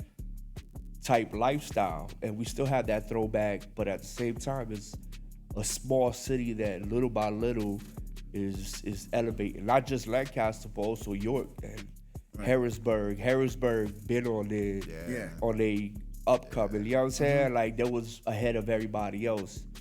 So That's true. but Lancaster, Reading, and York, you know what I'm saying, and Lebanon, little by little, it's transitioning. It's definitely It is. The 4-star states. it's definitely evolving. To Reading, I used to go back and forth to Reading all the time for all the different venues. Reading is crazy. I mean, Reading is crazy though. It is. Hey, It is. we were just talking about Reading. Shout out to Reading. Reading got a whole bunch of clubs out there. Yeah. Reading got hella clubs. They got a whole bunch of underground clubs and stuff like Right. that too and all that. So, but just like Lancaster, how there's a lot of house parties, Right. after hours, and you know what I'm saying, basement parties and all that. Right. And I think that that's something unique as far as what's out here. That you could say it's an addition as far as places like New York and all that, where they would have after hours and all that, but it would still be venues. Yeah. Out here, you can fuck around and find yourself at after hours. Somebody's somebody's basement, somebody's, you know what I'm saying? You in somebody's house. Yeah. You don't even know whose crib you in.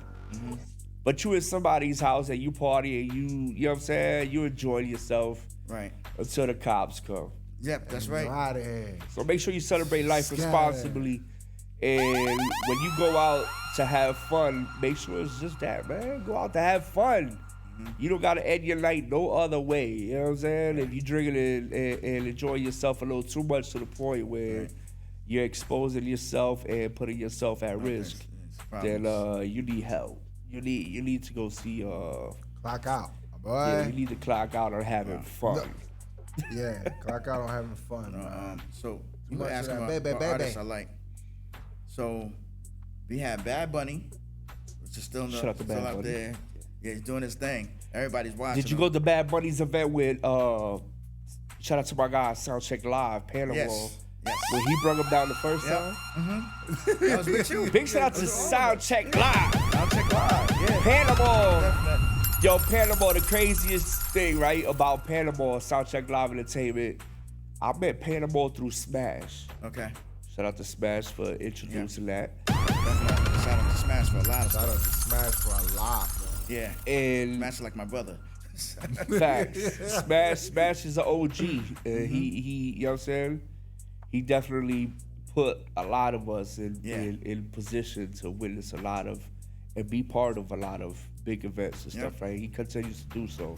Mm-hmm. So Panama definitely has an eye for talent. Yes. Panama and his team, you know what I'm saying? They have a real good sense of artists. Oh yeah. And people, you know what I'm saying, that are either gonna blow Right. or already On that path, for sure. right there ready to blow. For sure, bro. For sure. So his choice of artists,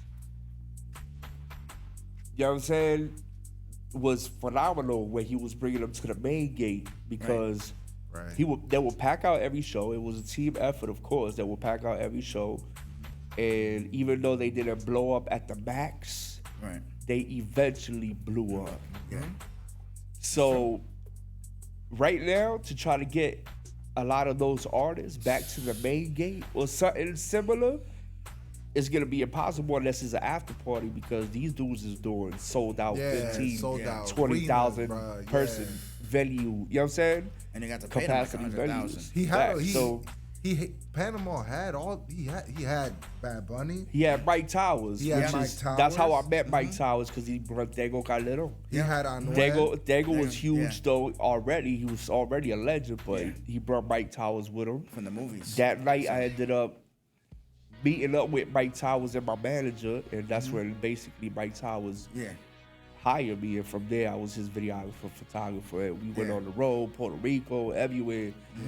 But at that point, Mike Towers wasn't even at his prime, or even he was on his way, but he was still super underground. Bro, yeah, you was still. I remember you was going to Puerto Rico with Mike Towers to give away his mixtapes, bro.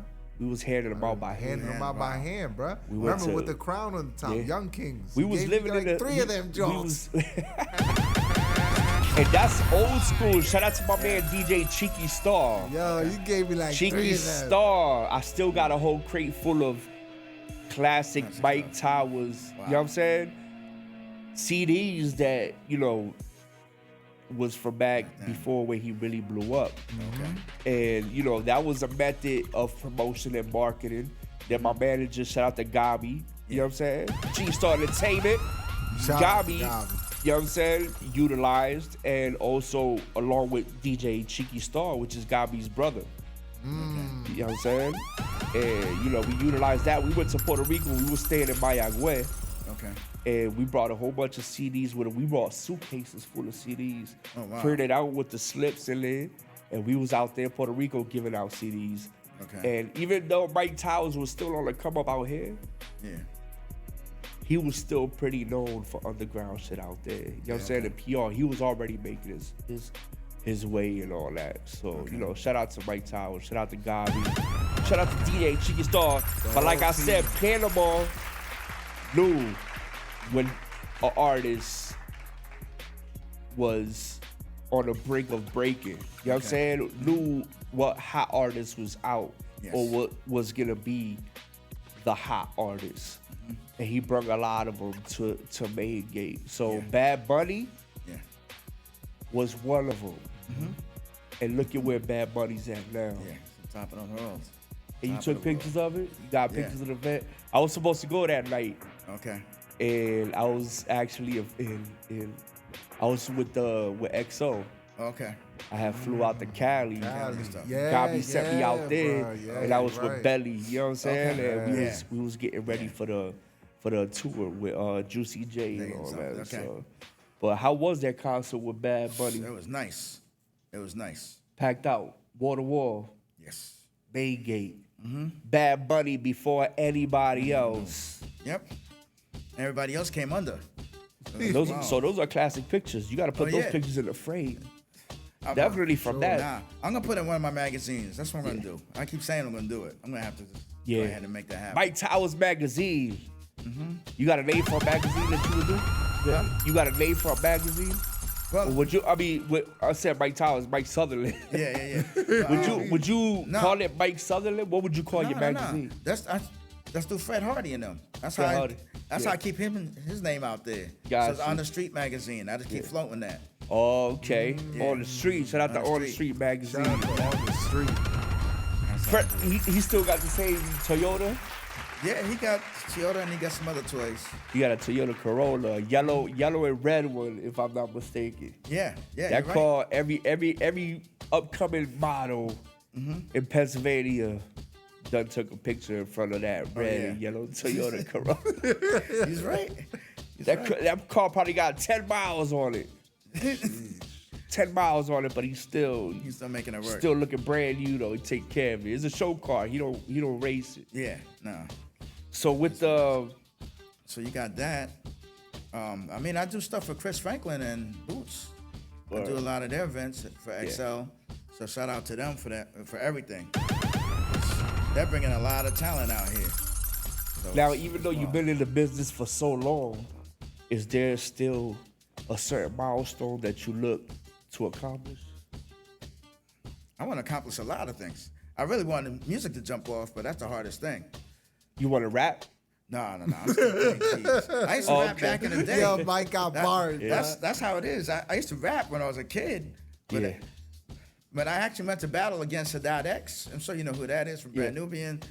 Those guys shut me down. They told me, yo, Mike, we don't want you to rap no more. But they took all my stuff. They took all my tapes. And I was like, I'm done. I'm not going to do nothing no more. And so I stopped doing that and started focusing on just making little beats and stuff for people. And that's all I was doing. I'm still doing that to this day. Nice. And I always said it, when somebody has a certain input in the industry, their initial interest was to actually be an artist themselves. Yeah. Before you did music, before you DJ'd, did you ever write a rap? Yeah. DZV? Yeah. I did. You wrote a rap? Yeah, I wrote. So at some point in your life, you was hoping to be an artist. I wrote. You dreamed of being a rapper. And they probably, if they watch this, they could vouch for me. I wrote a Christian rap. I battled my next door neighbors. Sheesh. Yo, bro. I remember I went online and I looked up a rap because I couldn't rap for nothing, bro. Wow. And I still tried it. But the Christian one, I killed that. I killed that one. I ain't gonna lie. You still remember it to this day? Nah. I was about to tell on the freestyle. Nah. He was gonna make that. you was not gonna want to have me. How about you, Mike? You remember your first rap? Man, You said we're not doing that. We're not doing that. I'm Yo, a DJ, that's what I'm saying. I remember my first rap, but we not doing that either. Nah, I'll put it on. But the fact that all of our initial interest was being an artist, and then us ended up doing what we do now, which is still a part of artistry. You know what I'm saying? Is we provide, important, annexes to music. This is one thing that always weirded me out is, I'm gonna try to make it as quick as possible. I went to school for for computer photography. Okay. And I didn't want to go for that. I didn't care for it. I just went there because most of my friends went there. That's why I went to computer photography. What school you went to? McCaskey. All right. So I was in arts and humanities. Okay. Yeah, I was in arts and humanities, and I really didn't want to be there, but my friends were there. Yeah. Who would have knew 10 years later or a couple years later, I would be trying to make my own flyers, taking pictures. I think if I would have paid attention in that class, it would have worked out for me now. Yeah. I paid attention to just enough to pass. Okay. That was me. I didn't even pass. I had to drop out. Nah. Bro, that's not funny, but damn, you always say something to mess up the moment, bro. No. Shit, we here though. Shout out to dropping out. I still graduated though. I still got my diploma twice. That's all that matters. Yeah, so you was asking if I went to school for stuff. So even in high school, I went to Woodlands High School and I was playing in a jazz band. I used to play with these kids. They were the nephews for Dizzy Gillespie. So shout out to Dizzy Gillespie and all the old school jazz artists. But just being around people like that was like, oh, something's gonna happen later. So then I was around Lancastar's family. So I was like, if I keep being around these different people, there's something's gonna happen in the future. Just don't know exactly where. And that's That's basically how it is. At least you had the mindset that, you know, something was gonna happen. I didn't. I just had the mindset that I had to try to pass this to finish high school, and that's it. And you then know even what I'm saying? Like I didn't. We literally Can-Ams and everything. Okay. Like, I mean, not Canon. Canon. What are the cameras called? Canons. Canons. Yeah. Yeah, a Can-Am is a 4-wheeler. Yeah. Shout out to Can-Am too, though. No, but yeah, you know, we was outside taking pictures, and I didn't. You didn't really care for it. I didn't care for it. I just had to do it because I picked the. Subject. I picked that subject. And little did you know, eventually in the future, it was something that was gonna be a necessity. I was just holding the camera, and Logic was having me take the pictures. He was spoiled. Okay. Spoiled Well, brat. where you at now? So Yeah. And now I'm DJing and then taking pictures. That's now. it. But And even for me- looking good in front of the camera. even for me in college, I was doing communications. So I was playing keys. I was also doing video stuff. I was actually working with big cameras and learning some things. And then I was working as a DJ, trying to do certain things for my classes just to pass them. So house, I was doing stuff. Then Iona College, I was doing stuff too. So it's wild. It's crazy because I hated music class, bro. Okay. I hated music class. I tried to do everything in my life not to go to that class. What kind of teacher did you have? Were they classical or were they? Honestly, I don't. You don't know. I don't. All I remember is that I was playing a clarinet. Clarinet, okay. And Most I likely you were hated doing music I classical. used to music think to class. myself, like, making beats was hard because of how hard it was to learn the instruments. Yeah. It all depends on your teacher. And then Fruity Loops came. Fruity Loops. I'm still using Fruity Loops. That's all we had. What Fruity Loops didn't come out until I was like eighth grade in middle school or something like Okay. that. Yeah. Ninth grade going into high school. That's when Fruity Loop came out. And that's a basic Fruity Loops. It's not like how it is now. It's real Everybody advanced. was on Fruity Loops. Yeah. Now it's different now. Everything was so, like, You had to do easier. It was easier to do, You think it but was- still complicated at the same time. Bruh. Compared to how hard everything looks to do now. If you first get on Fruity Loops right now, after all this time that Fruity Loops been out, you're gonna be like, what? Yeah. It's so much stuff that you gotta do Yeah. nowadays. You know what I'm saying? But what made it just hard back in the days to learn Fruity Loops, Cubase, whatever software back in the days is just the fact that we was learning computers Yes. at the same time that we was learning how to use these programs. You know So what if I'm you had a Kai or if you had Yeah. a E-Machine, whatever. Pro Tools is like still around now. Yeah. Everybody's using Pro Tools to finish their products. Pro Tools, Logic Pro, Logic Pro. you know what I'm saying? There's a lot of different programs. Yeah. BandLab is something that a lot of people are using. It's something that is not as complicated. It's full of presets and stuff like that, so it simplifies the use, and at the same time, it's a collaborative application. So you're able to actually share your projects with other people, Right. and they can either jump on your project or somebody that you can send your project to and they can edit. You know what I'm saying? Mix and master your project Yeah. online without even have to ever be in front of anybody or go to anybody else's studio. Yeah. All you need is a good microphone, a nice little, you know what I'm saying, quiet room that is not gonna give you too much Yeah. echoes or distortions. And BandLab is definitely one of the most popular ways to make music for anybody that's on a come up and want to do it without a budget. Yeah. BandLab, download BandLab today. So, bro, we running on close to the 2 mark. Okay. But Yeah. I'm just gonna throw some more names out real quick. Of course, some Mike. more Give 'em names up. out Throw 'em there. all. Throw as many as you want, Mike Sutherland. We got Mike Sutherland in the building, bro. OGs allowed. So going back, OGs allowed. when I used to rap, I had a book, and I used to be in my man's house. DJ Cool Out, that was his name. Al. Yeah. So Cool out. Cool Out. Oh, Cool Out, Nah, okay. Cool Out's my man here. Right. So shout out to him too. Shout out to Cool Out. Cool Out. Cool Out, definitely. Shout- One of my people that put me on out here. So yeah, so family. But yeah, that's what really started me up doing stuff, doing things there. that's just so many people along the way. It's just crazy. Yeah.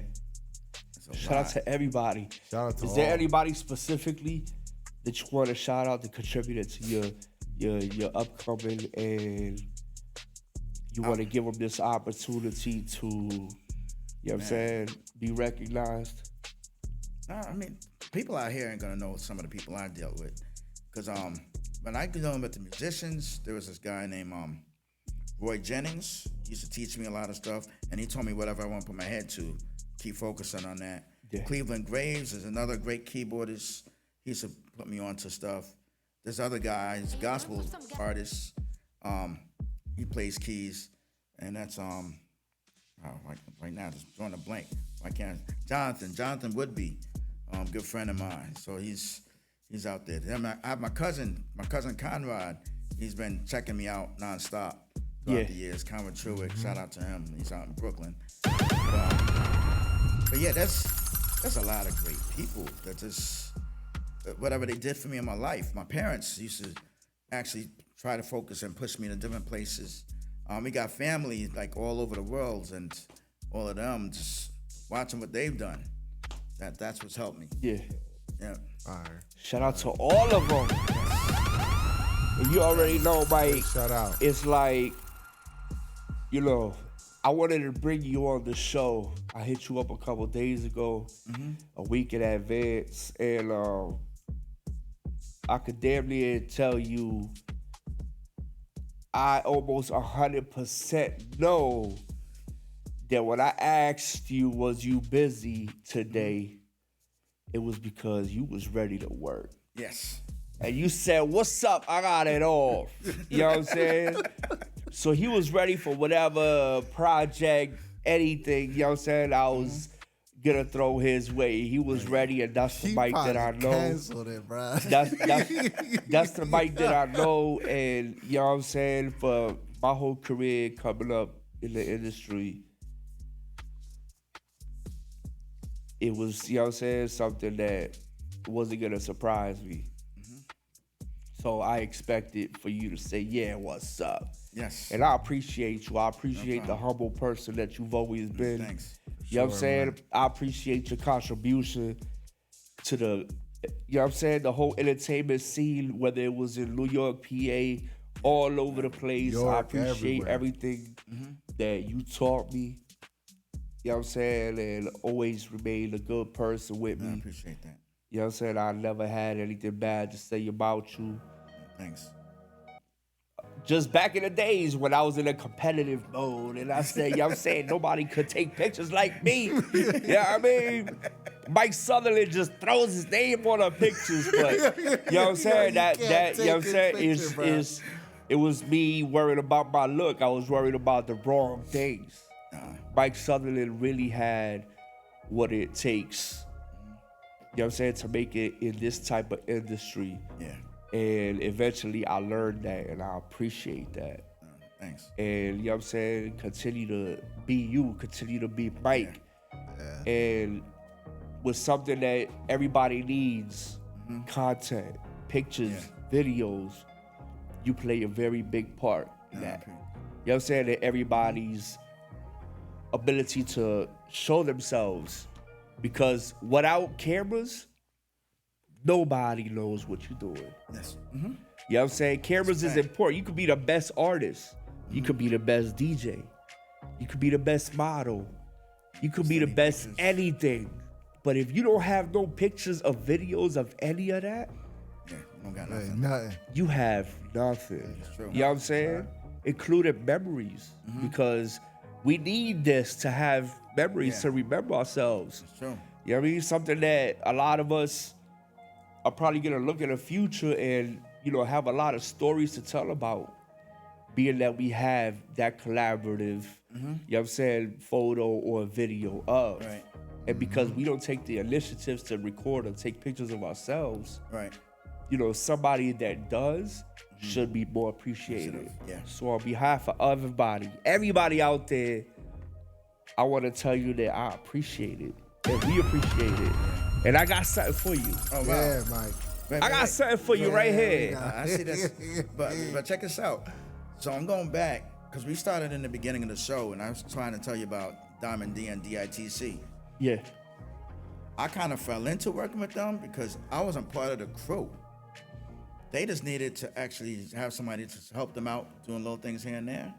I ended up being on the first album and being in a whole bunch of tracks. And then they were like, Mike, you want your name on the album? My parents told me, no, don't put your name in the album. That was bad. I had to build myself up after all of that so people to actually see what I really done. And now I'm here. Now you're here. Yeah. And for somebody that has been to all the award shows, and you know what I'm saying, and all the performances and all the concerts and all that, and helped everybody else look good, and never demanded anybody to give you credit for. Never. It was important for me to be able to present you with what I'm gonna present you with. Because imagine going to an award show and you gotta take pictures and videos of all these people getting awards that have no relevance in the rest of the world. Yeah. It's crazy, you know what I'm saying? But we will swallow our pride and still do it because it was our passion, our job, and because we knew that this was gonna be something important for them and for the future of them. You know what I'm saying? Because there's been times where I've been to award shows, there videos and pictures of, and it's of people that are not even doing what they got awards for back then. You know what I'm saying? It's all paid marketing and stuff like that. And it's not to diss anybody, but it just goes to show who really was and didn't get recognized for. Who's the real people that should be getting awards? And as a photographer and videographer that understands that, I wanted to be the one to give you this. The first time that we did this on the Lancastar show, you know what I'm saying? I want to be able to recognize you and give you an award for your accomplishments. I appreciate that. Wow. Fire. We do Right big here. things here at Lancastar. We got the Lancastar Fire. Award. First one. Presented to my man Mike Sutherland. That's for you, Mike, right there.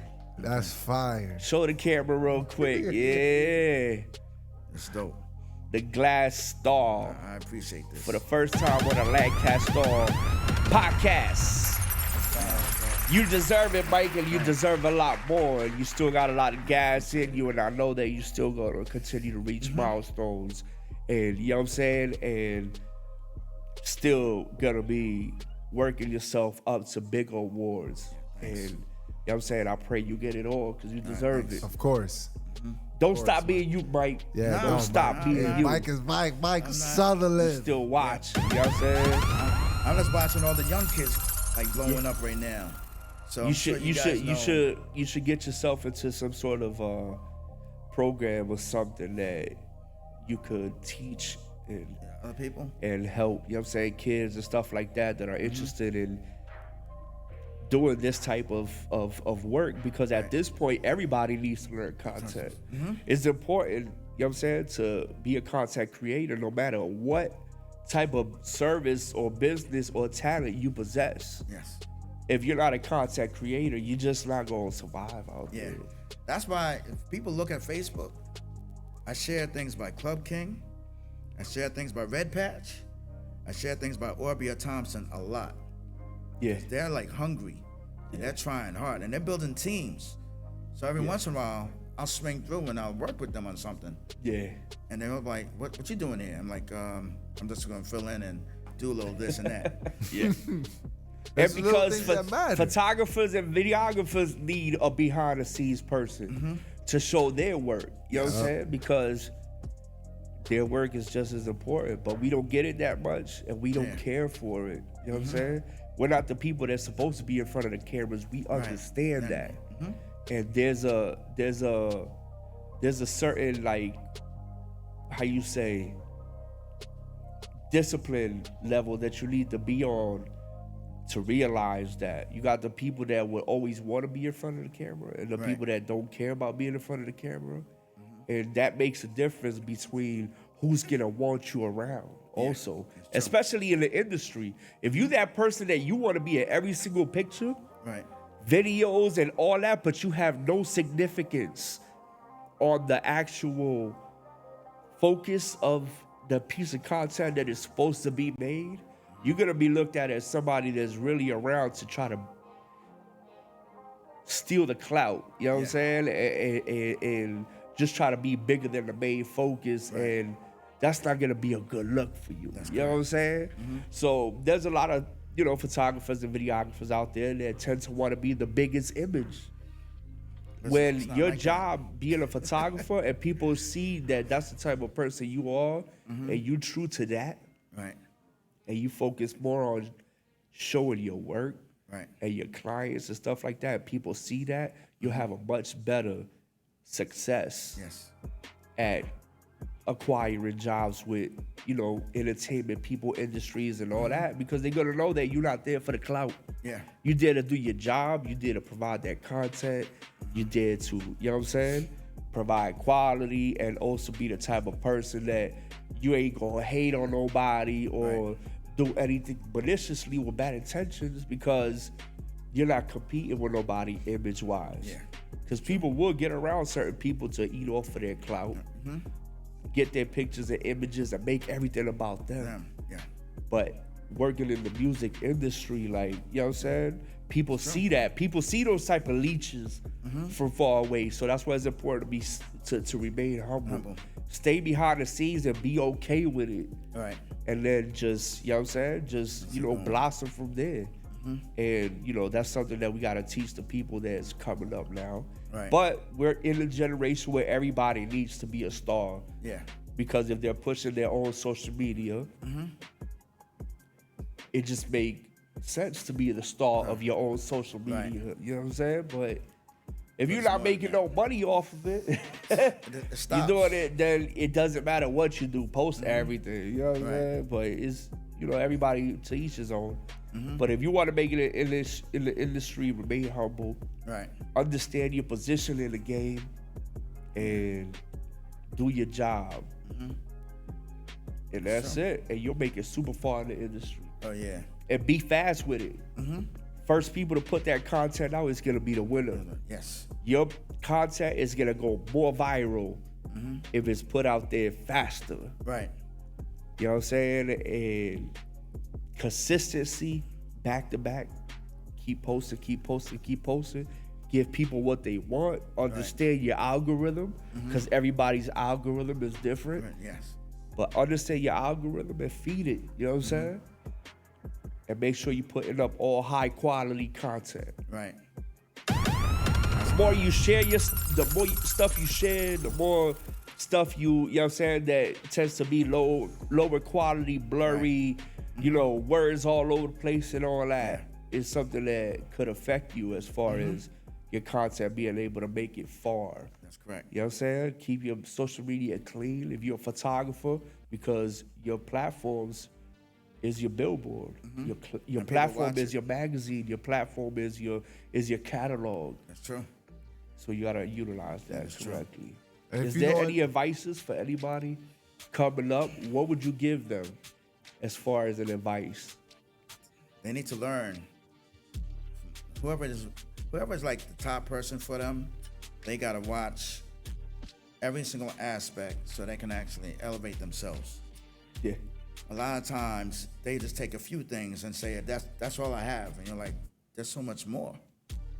So you didn't get anywhere yet, and they think they already reached the top of whatever it is they're looking at. They have to really build their skills. That's what it really comes down to. And they gotta make the right connections. They gotta network. Yeah. Facts. Network, get out there. And the best way to get jobs, we Yes. can both tell you that. The best way to get jobs is to go out there, right? Find venues, clubs, and all that don't have photographers.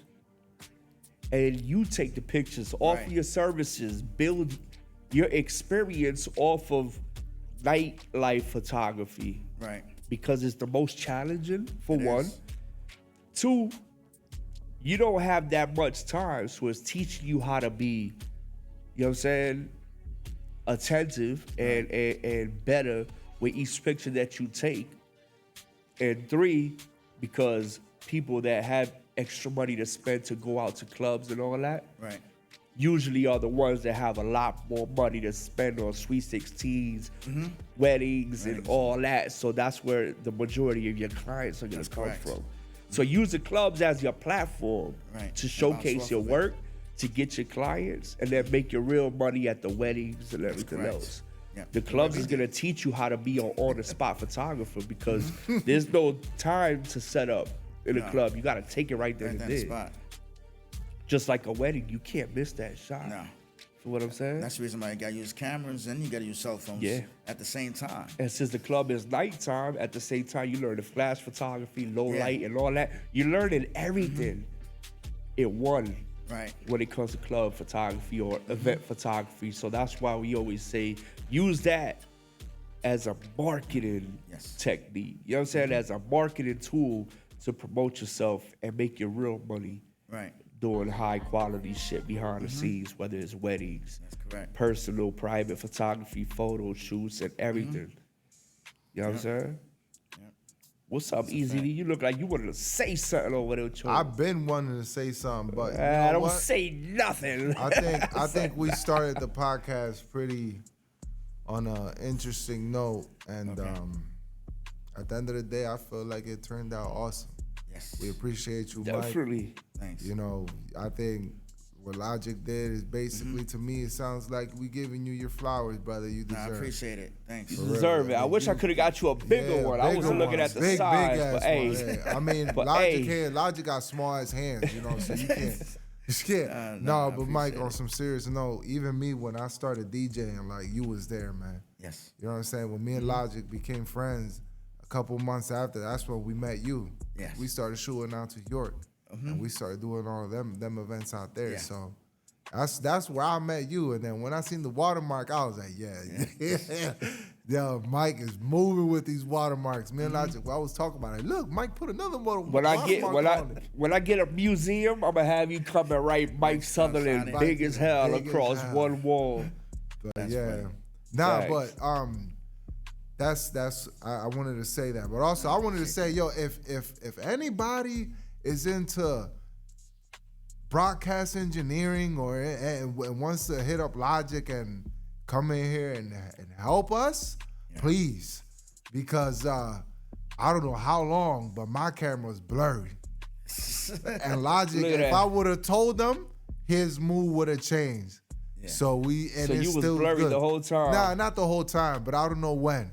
But I noticed it, and I All let you it gotta go. do is move the mic a little bit up so the camera could catch your face, and then move the mic back, and you'll be good. I feel like that's what Stick it was. your face out real quick. Hey yo, Hold it right there. That's clear. Move back slowly. How about now? No, you see that? That's where you might have messed up the focus on that salute right there. That's okay. But hey, if you Right. focus or not, people know where you at. People It know don't you there. matter. You just gonna be I'm blurry just- in all the little clips. and again. you know what? It's cool.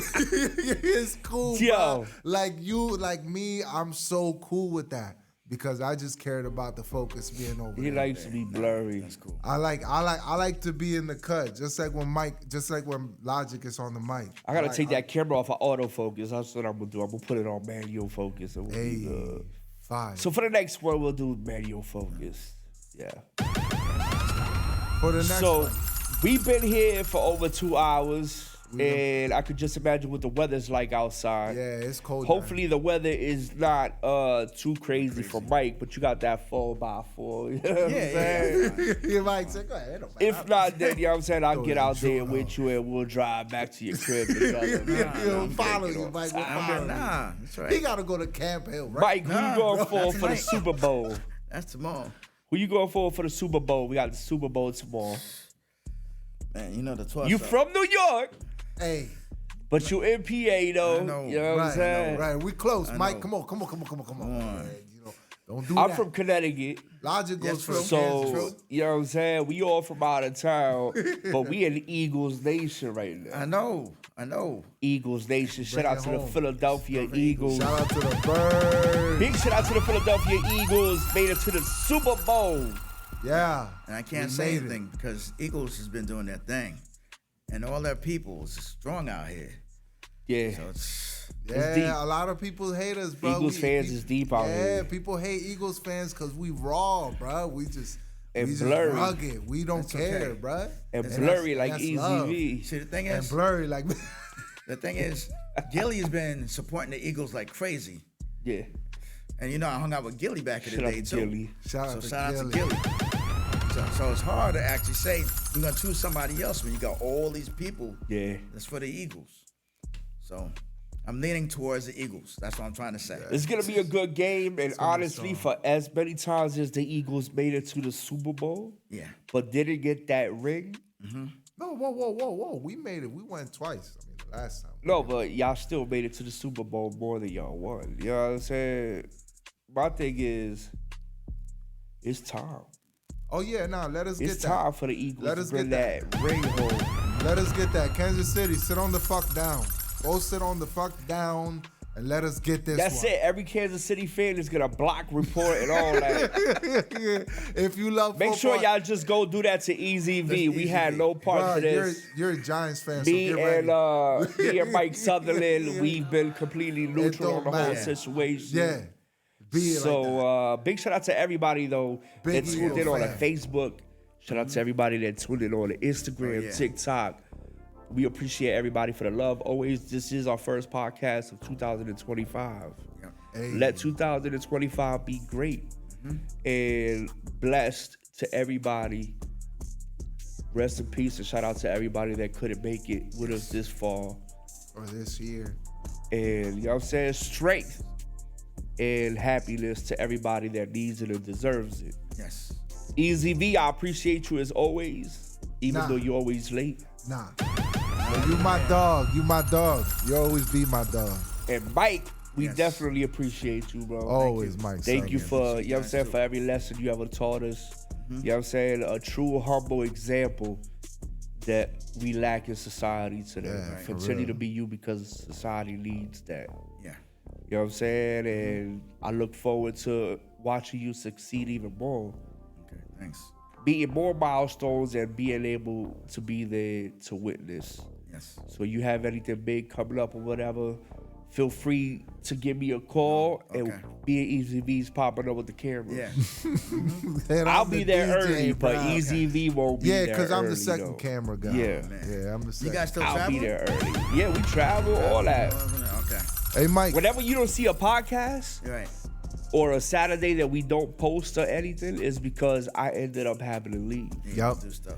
Easy V still handles his personal life back home plus work Okay. and all that. So, you know what I'm saying? He still does his thing. Yeah. But eventually I have him set for something that's gonna be Okay.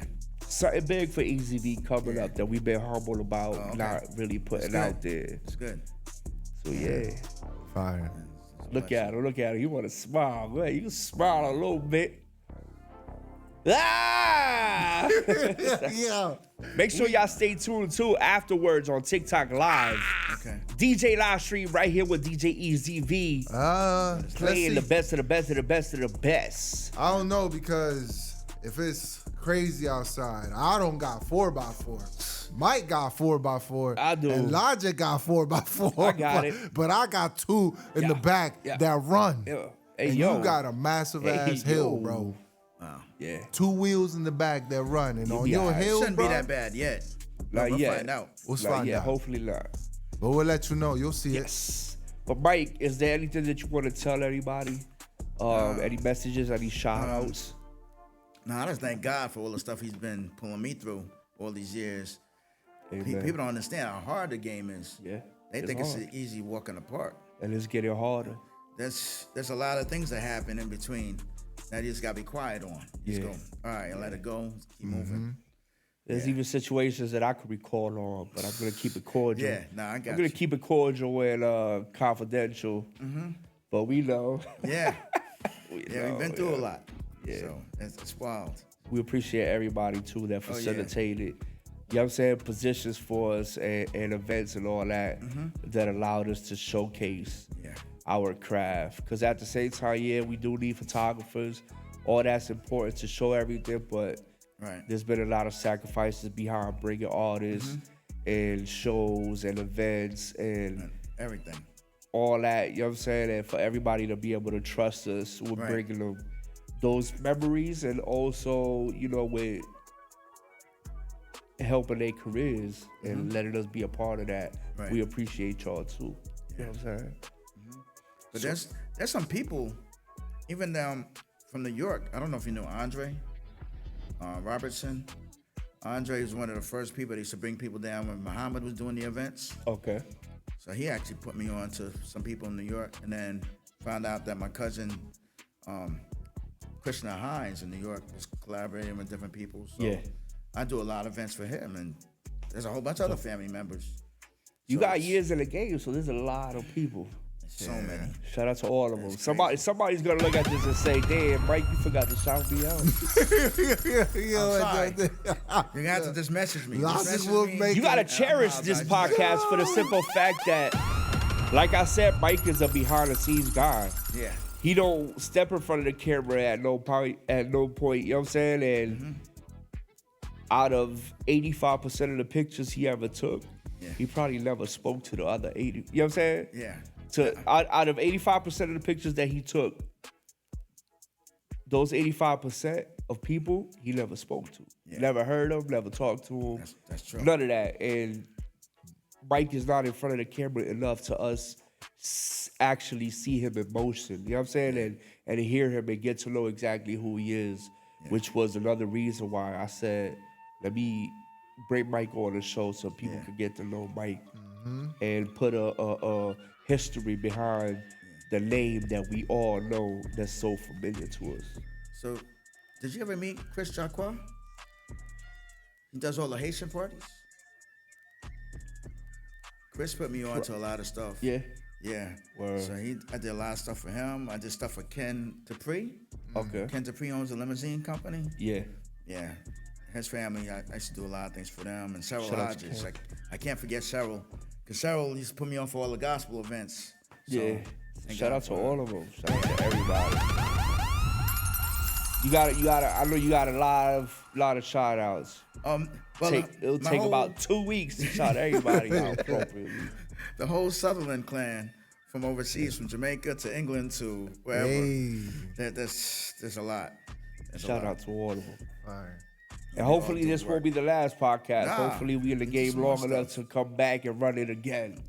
Let me talk about You more know what I'm things. saying? Oh, yeah. Mike Sutherland, Yes. the documentary. The Sutherland. You gotta have a documentary. Mike. The put it Sutherland. You together. gotta have a documentary. Put it Gotta together, put it line it together, up. that's it. Let's make it happen. Yep. You still not done though. You create that legacy. I'm going to need a team. So whoever wants to join, let me know. No, And if anybody wanna, you know what I'm saying, shadow a photographer, learn something, get into the game, can they hit you up? Yeah, for they that? can. They So can make hit sure me you up. go. Tell Find me them on where they can Instagram, find you. Facebook, wherever. Mike Sutherland. That's it. Mike Sutherland. no underscores, just Mike Sutherland. Well, Mike you know, Sutherland. technical. If you go to Google, Mike Sutherland 15, then it pulls up all the stuff. Okay, there you Yeah, go. So Mike Sutherland 15. There you Yep. go. Go on Google, Word. You Mike can find him on Sutherland 15. Facebook, all Easy. that. That's nice. Yeah. Easy. And stop screenshotting Mike's pictures. They've been doing it for years. If he send you that link, click on that link and pay for that picture. Yeah, but send me like send me Yeah. Cash App or PayPal or something. At least, you know what I'm saying? Send it, man. At least tap pay you, son. Something, yeah. Tell them thank you. Tag them on the pictures. Yeah, Hey, right. all that, you know what I'm saying? Mike be taking pictures of people who aren't supposed to be where they're at. Yo, can you take that down? Yeah, for a minimum fee. Bro, there's been a lot of relationships that we don't put at stake. Hey, that's why he Throwing said out people all the probably wild chasing pictures him. without. It would be, we put the pictures out on Sunday, and by Monday, we up there trying to erase all types of pictures. Yo, take this down, take this down. Hey. Yo, my wife saw that. Yo, my girl. Oh, Yo, somebody's man. You know what I'm saying? Like, it's. That's true stories. But that was the love. stories. You know what I'm saying? That was just the That was the raw of it. us bro. getting the people from the club that watched the pictures, that looked at the pictures, and then the people that weren't at the club that knew Missed it. exactly who was there because of us. People would enjoy coming to work on Monday morning and going through the pictures. And going, you're And right. the crazy stuff is, Yo, that's crazy, bro. this is for what's real. crazier, right? everybody would pose for that camera. Yes, that's true. That's true. Why would you pose for the camera? We walk around as an event photographer. We walk around, and if you give us the slightest hint that you want a picture taken, we're gonna take your picture. And if you pose for it, you're giving us the clearance. It's evident. Exhibit A, evidence that you approved it because you posed for that picture. Am I right? Run. You throw that peace sign up, my man, you just said go ahead and do it. Yeah, I'm having fun. Now you telling me to take it down because that peace sign, you know what I'm saying, just so happened Got you cooked to up. be at a time that you was next to some female you wasn't supposed to be in a club with. You know what I'm saying? But I would hear it on both sides. Yeah. I'm like, they're like, take that picture down. Like, I could take it down, but they already got it. Yeah, that's it. Screenshot was crazy. Especially if you found out about it, it was because somebody sent it to you and said, so why try to take it down? That's it. It's dead. It's over. If you got caught one time in like a January, a January 23rd folder, Yeah. bruh, you was getting that person was in every other week that you posted a club night. That person was in that whole folder. Facts. Just looking. Are you in there? Bruh. So one thing that we live here, if you're in a major city, you got cameras everywhere to catch you doing whatever. The public.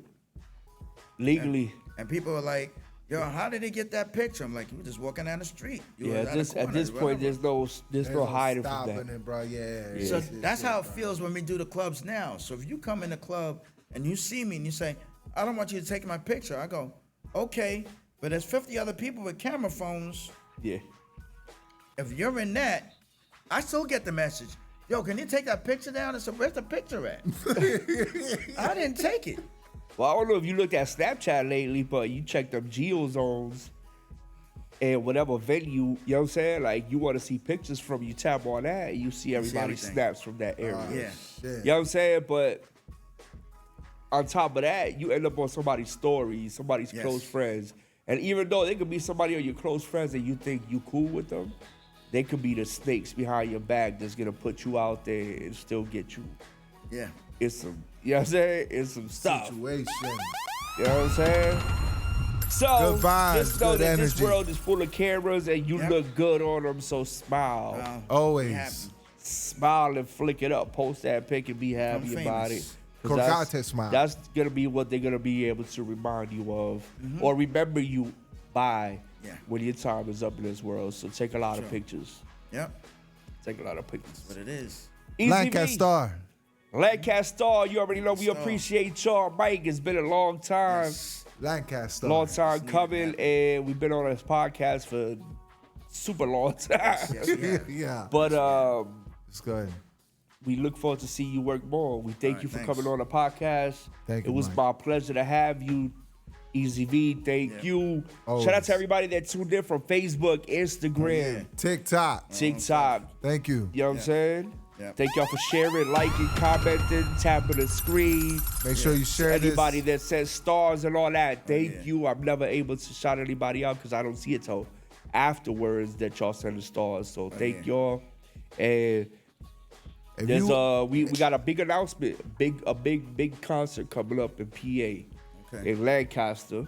oh, I'm not gonna say anything yet because it's something that's still actually being constructed, but it's coming. Something super big. We're gonna be letting y'all know soon. Shout out to the club scenes, all the DJs, photographers, models, artists, everybody for your content needs.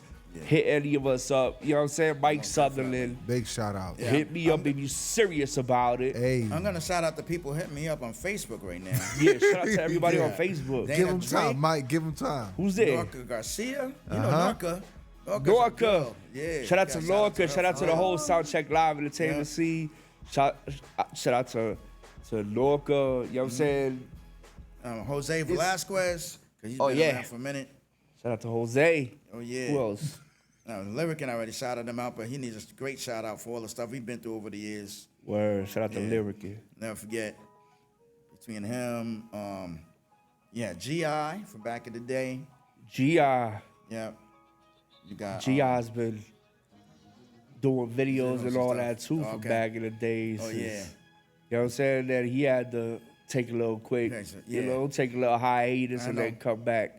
Yep, that's But right. you know what I'm saying? He's out doing his thing. Shout out to yeah. GI. Yep. And you got Echo. G.I. Echo General. needs a big shout out. All Echo. the stuff I've done over the years. What's up, Echo? Real Rick Ross. Yeah, Definitely. shout out to him. And then you got TJ. TJ. used to put us TJ on for Griff. stuff. Yep. Shout out to TJ Griffin. Shout out to Flex. Flex, You know definitely. what I'm saying? They doing their whole thing with the yeah. whole With the prisons studios and, you know what I'm saying, building studios yeah. all around the U.S., the Most world. And it's something super dope. So make sure y'all go check them out. and everything. Yeah. Then Who you got else? shout out. You got shout out Ice-T and Coco. 'Cause without them, I would have made some big noise in New York. Shout out to Ice-T and Coco. Yeah. You got somebody else. I'm missing somebody. I can't remember. I'm missing somebody I wanted to say a shout out to. But that's all right. I'll be here for days, like you said. They'll And with see that- it, and if they see it and they share it and like it and comment, they'll remind you, hey, Oh, yeah. I'm the person you forgot. And So all yeah, the shout out models, to y'all. All the models I put on. All the I models. got to shout y'all out because they did their thing getting up there. Models help a lot of photographers. Yeah. Shout out to the models. You know what I'm saying? Especially models that were marketable and had big followings and all that. And they assisted us Oh, yeah. and letting us use our cameras and protect, you know what I'm saying? Practice our skills and Yeah. elevate our skills and build our followers and all that. What was one of the models that you would say? Before Suli? we close this, Suli? I got to give a this- shout out to her. Suli? Suli. Suli Garcia. Yep. Suli Superb. You got to shout out Carrie Ellis, but she's up there. Shout out to Carrie Ellis. You got Lexi Blow. Lexi Blow. Who else is out there? There's a few new people out there. But now I'll let them shine and let them do their thing. Word. There's just so many people. It's crazy. I ain't gonna lie, Suli Superb, Suli Garcia. Yeah. Suli was one of my first, you know what I'm saying, like model sidekicks that worked hand in hand with me. She modeled, I did the photography, Right. and her motion was crazy. She was marketing herself, pushing herself, and really like taking the whole modeling thing serious. Yeah. And that assisted me in really excelling in my photography career and made me look good in the sense of somebody that wasn't as good at photography yet. Right. It was hard to say that my work was garbage because I had somebody that was talented and, you know what I'm saying, complimented my work. So shout out to Suli Superb. So you got Suli her. Garcia, I appreciate you. And you got I don't know if you know Rena. Rena. Yeah. Rena, she's an artist slash model slash. She does a whole bunch of stuff out of Harrisburg. She's doing a thing. Diva out to her. Davenport. Diva sings and she's Shout out to Diva. phenomenal. Big She's shout doing a out. lot of stuff for Smash now. But yeah, there's just so many people. We told you. You'll be here all day shouting them all out. Mike Sutherland, the OG. Yes. You gotta know to know, bruh. Yes, sir. Lancastar. Have you ever did any podcast interviews, any interviews in general? But Anything Club that King people did one years ago. And then I did little things in between. DJ Jones. Yeah, Shout out to DJ DJ Jones. Shout out. Definitely. Shout out to DJ Jones. Maybe it's time for you to start your own podcast. That's what everybody keeps telling me. I The got Sutherland time. Show. I think you can do it. I think you can do it. I I just think gotta you keep should doing give it a stuff try. like this. I'll be all right. You said I'll be behind the scenes. Yeah, I take the I don't piece. gotta worry about all that. All the I'll find mechanics. other artists to pull in. Right, he just Word. watched you go through everything That we too, went though. through. You could, right now at this feel me? point, you know what I'm saying? You could start putting your money behind talents and all that because you've seen the industry enough and accumulated enough connections. So I think it's time, To move. you know what I'm saying, to start making money off of your dream, your passion. I appreciate that. So you already know. Once again, Mike Sutherland, Mike, Yes. we appreciate you. DJ Thank you. EZV, yo, Thank you. DJ Logic. If Big you want to Lodge. check out this hoodie, I'm going to post a picture after the podcast. Check out SaleedApparel.com. Royal Saleed Blue hoodie. athletic wear. Shout out to, you know what I'm saying? Puma. Hey. Puma UK. Hold up. Hold up. Somebody. Noel Isern. You know Noel? Noel? Yeah. Yeah, Noel? Shout out to Noel. Yeah. We had him on the show not too long Okay. ago. All right, cool. Yeah, we had him on the show. Fame. Fame, that's yeah. right. Yeah. Shout out to Yeah. Fame Entertainment. Mm-hmm. I gotta get him a copy of the last show too. He been wanting that. Okay. That file is so huge. Oh boy. I gotta bring him that file on the back of a box truck. Wow. That's when I was shooting the 4K episodes and all that. So Okay. it was a heavy, super heavy file Okay. to send. But yeah. If So we yeah, keep we're gonna going, go we're ahead. gonna end up Yeah, on it's 4 8 o'clock. hours. We're gonna go ahead and Yeah, call it a wrap. I got you. That was the show. Mike Sutherland, DJ EZV, DJ G Logic. Chill. Make sure y'all like, subscribe, share, and all that pretty soon. Let them know We're that gonna we was have talking about them Lancastar on every single platform. Oh, yeah. But for everywhere. now, TikTok, Facebook, Instagram, look for these episodes also on YouTube. Lancastar Yeah. podcast. Still giving a shout out for this. This is Fire. Yeah. Shout out to Mike Sutherland for receiving that Lancastar Yes. Achievement Award, the first star that we gave out on the show. Nah, And for we look real. forward to giving out more. So make sure you send everybody to the Lancastar podcast so that we can work on all these other episodes coming up soon. Shout out to all the big names out here in Central PA and the people that's doing their thing that eventually I will get to. Yeah. So don't feel left out.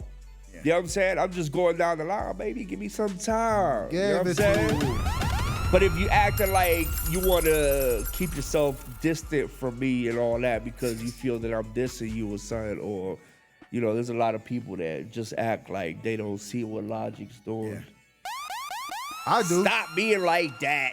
You know what I'm Don't be saying? like that. Stop being like that. Stop be it. Mike, tell him stop it. Mike, tell him to chill out. Hit me up. Give me a call. I'll bring you on a podcast. It ain't. He might have his You know phone what I'm on. saying? It ain't nothing. It's light work. I got you. It's love for everybody. Set We him up. all, we Set him all, you know what I'm saying? If Logic don't message you back, it's because he's on It's DND. just I'm busy. Yeah, my phone's on He busy. always, I'm using my bruh. phone as a controller for the you know what I'm saying? Like I got another phone here too, but this is about to die. Lancastar Yeah, Podcast. Lancastar podcast. You already know we wrapping it up. Oh yeah. Thank you We for tuning appreciate in. you. Facebook, Instagram, TikTok. Thank you everybody We appreciate for you. the love and the support and all that. Shout out to Gabi, G-Star Entertainment. J.I. going on tour soon. Yep. Coming to a city near you. I am J.I. online.com. You can get your tickets for the USA tour. And then we got the UK tour. USA coming in March, April for the UK tour. And Effecto, the newest and the hottest boy band Oh, of this generation. really? Effecto. Latest single out right now called Exotica. Okay. And they have another one dropping on the 12th. Enamorando. So make sure you check out Effecto Enamorando coming out February 12th. On all platforms, plus the music video. Shout out to G-Star Entertainment, Sario Entertainment, Sadio. and yeah, Free Perb. Free perp. Free Perb, yeah. Till he comes home. Yeah. It's his time. Lang City, stand up. We are out Lancastar. of here. We out. Peace. One love.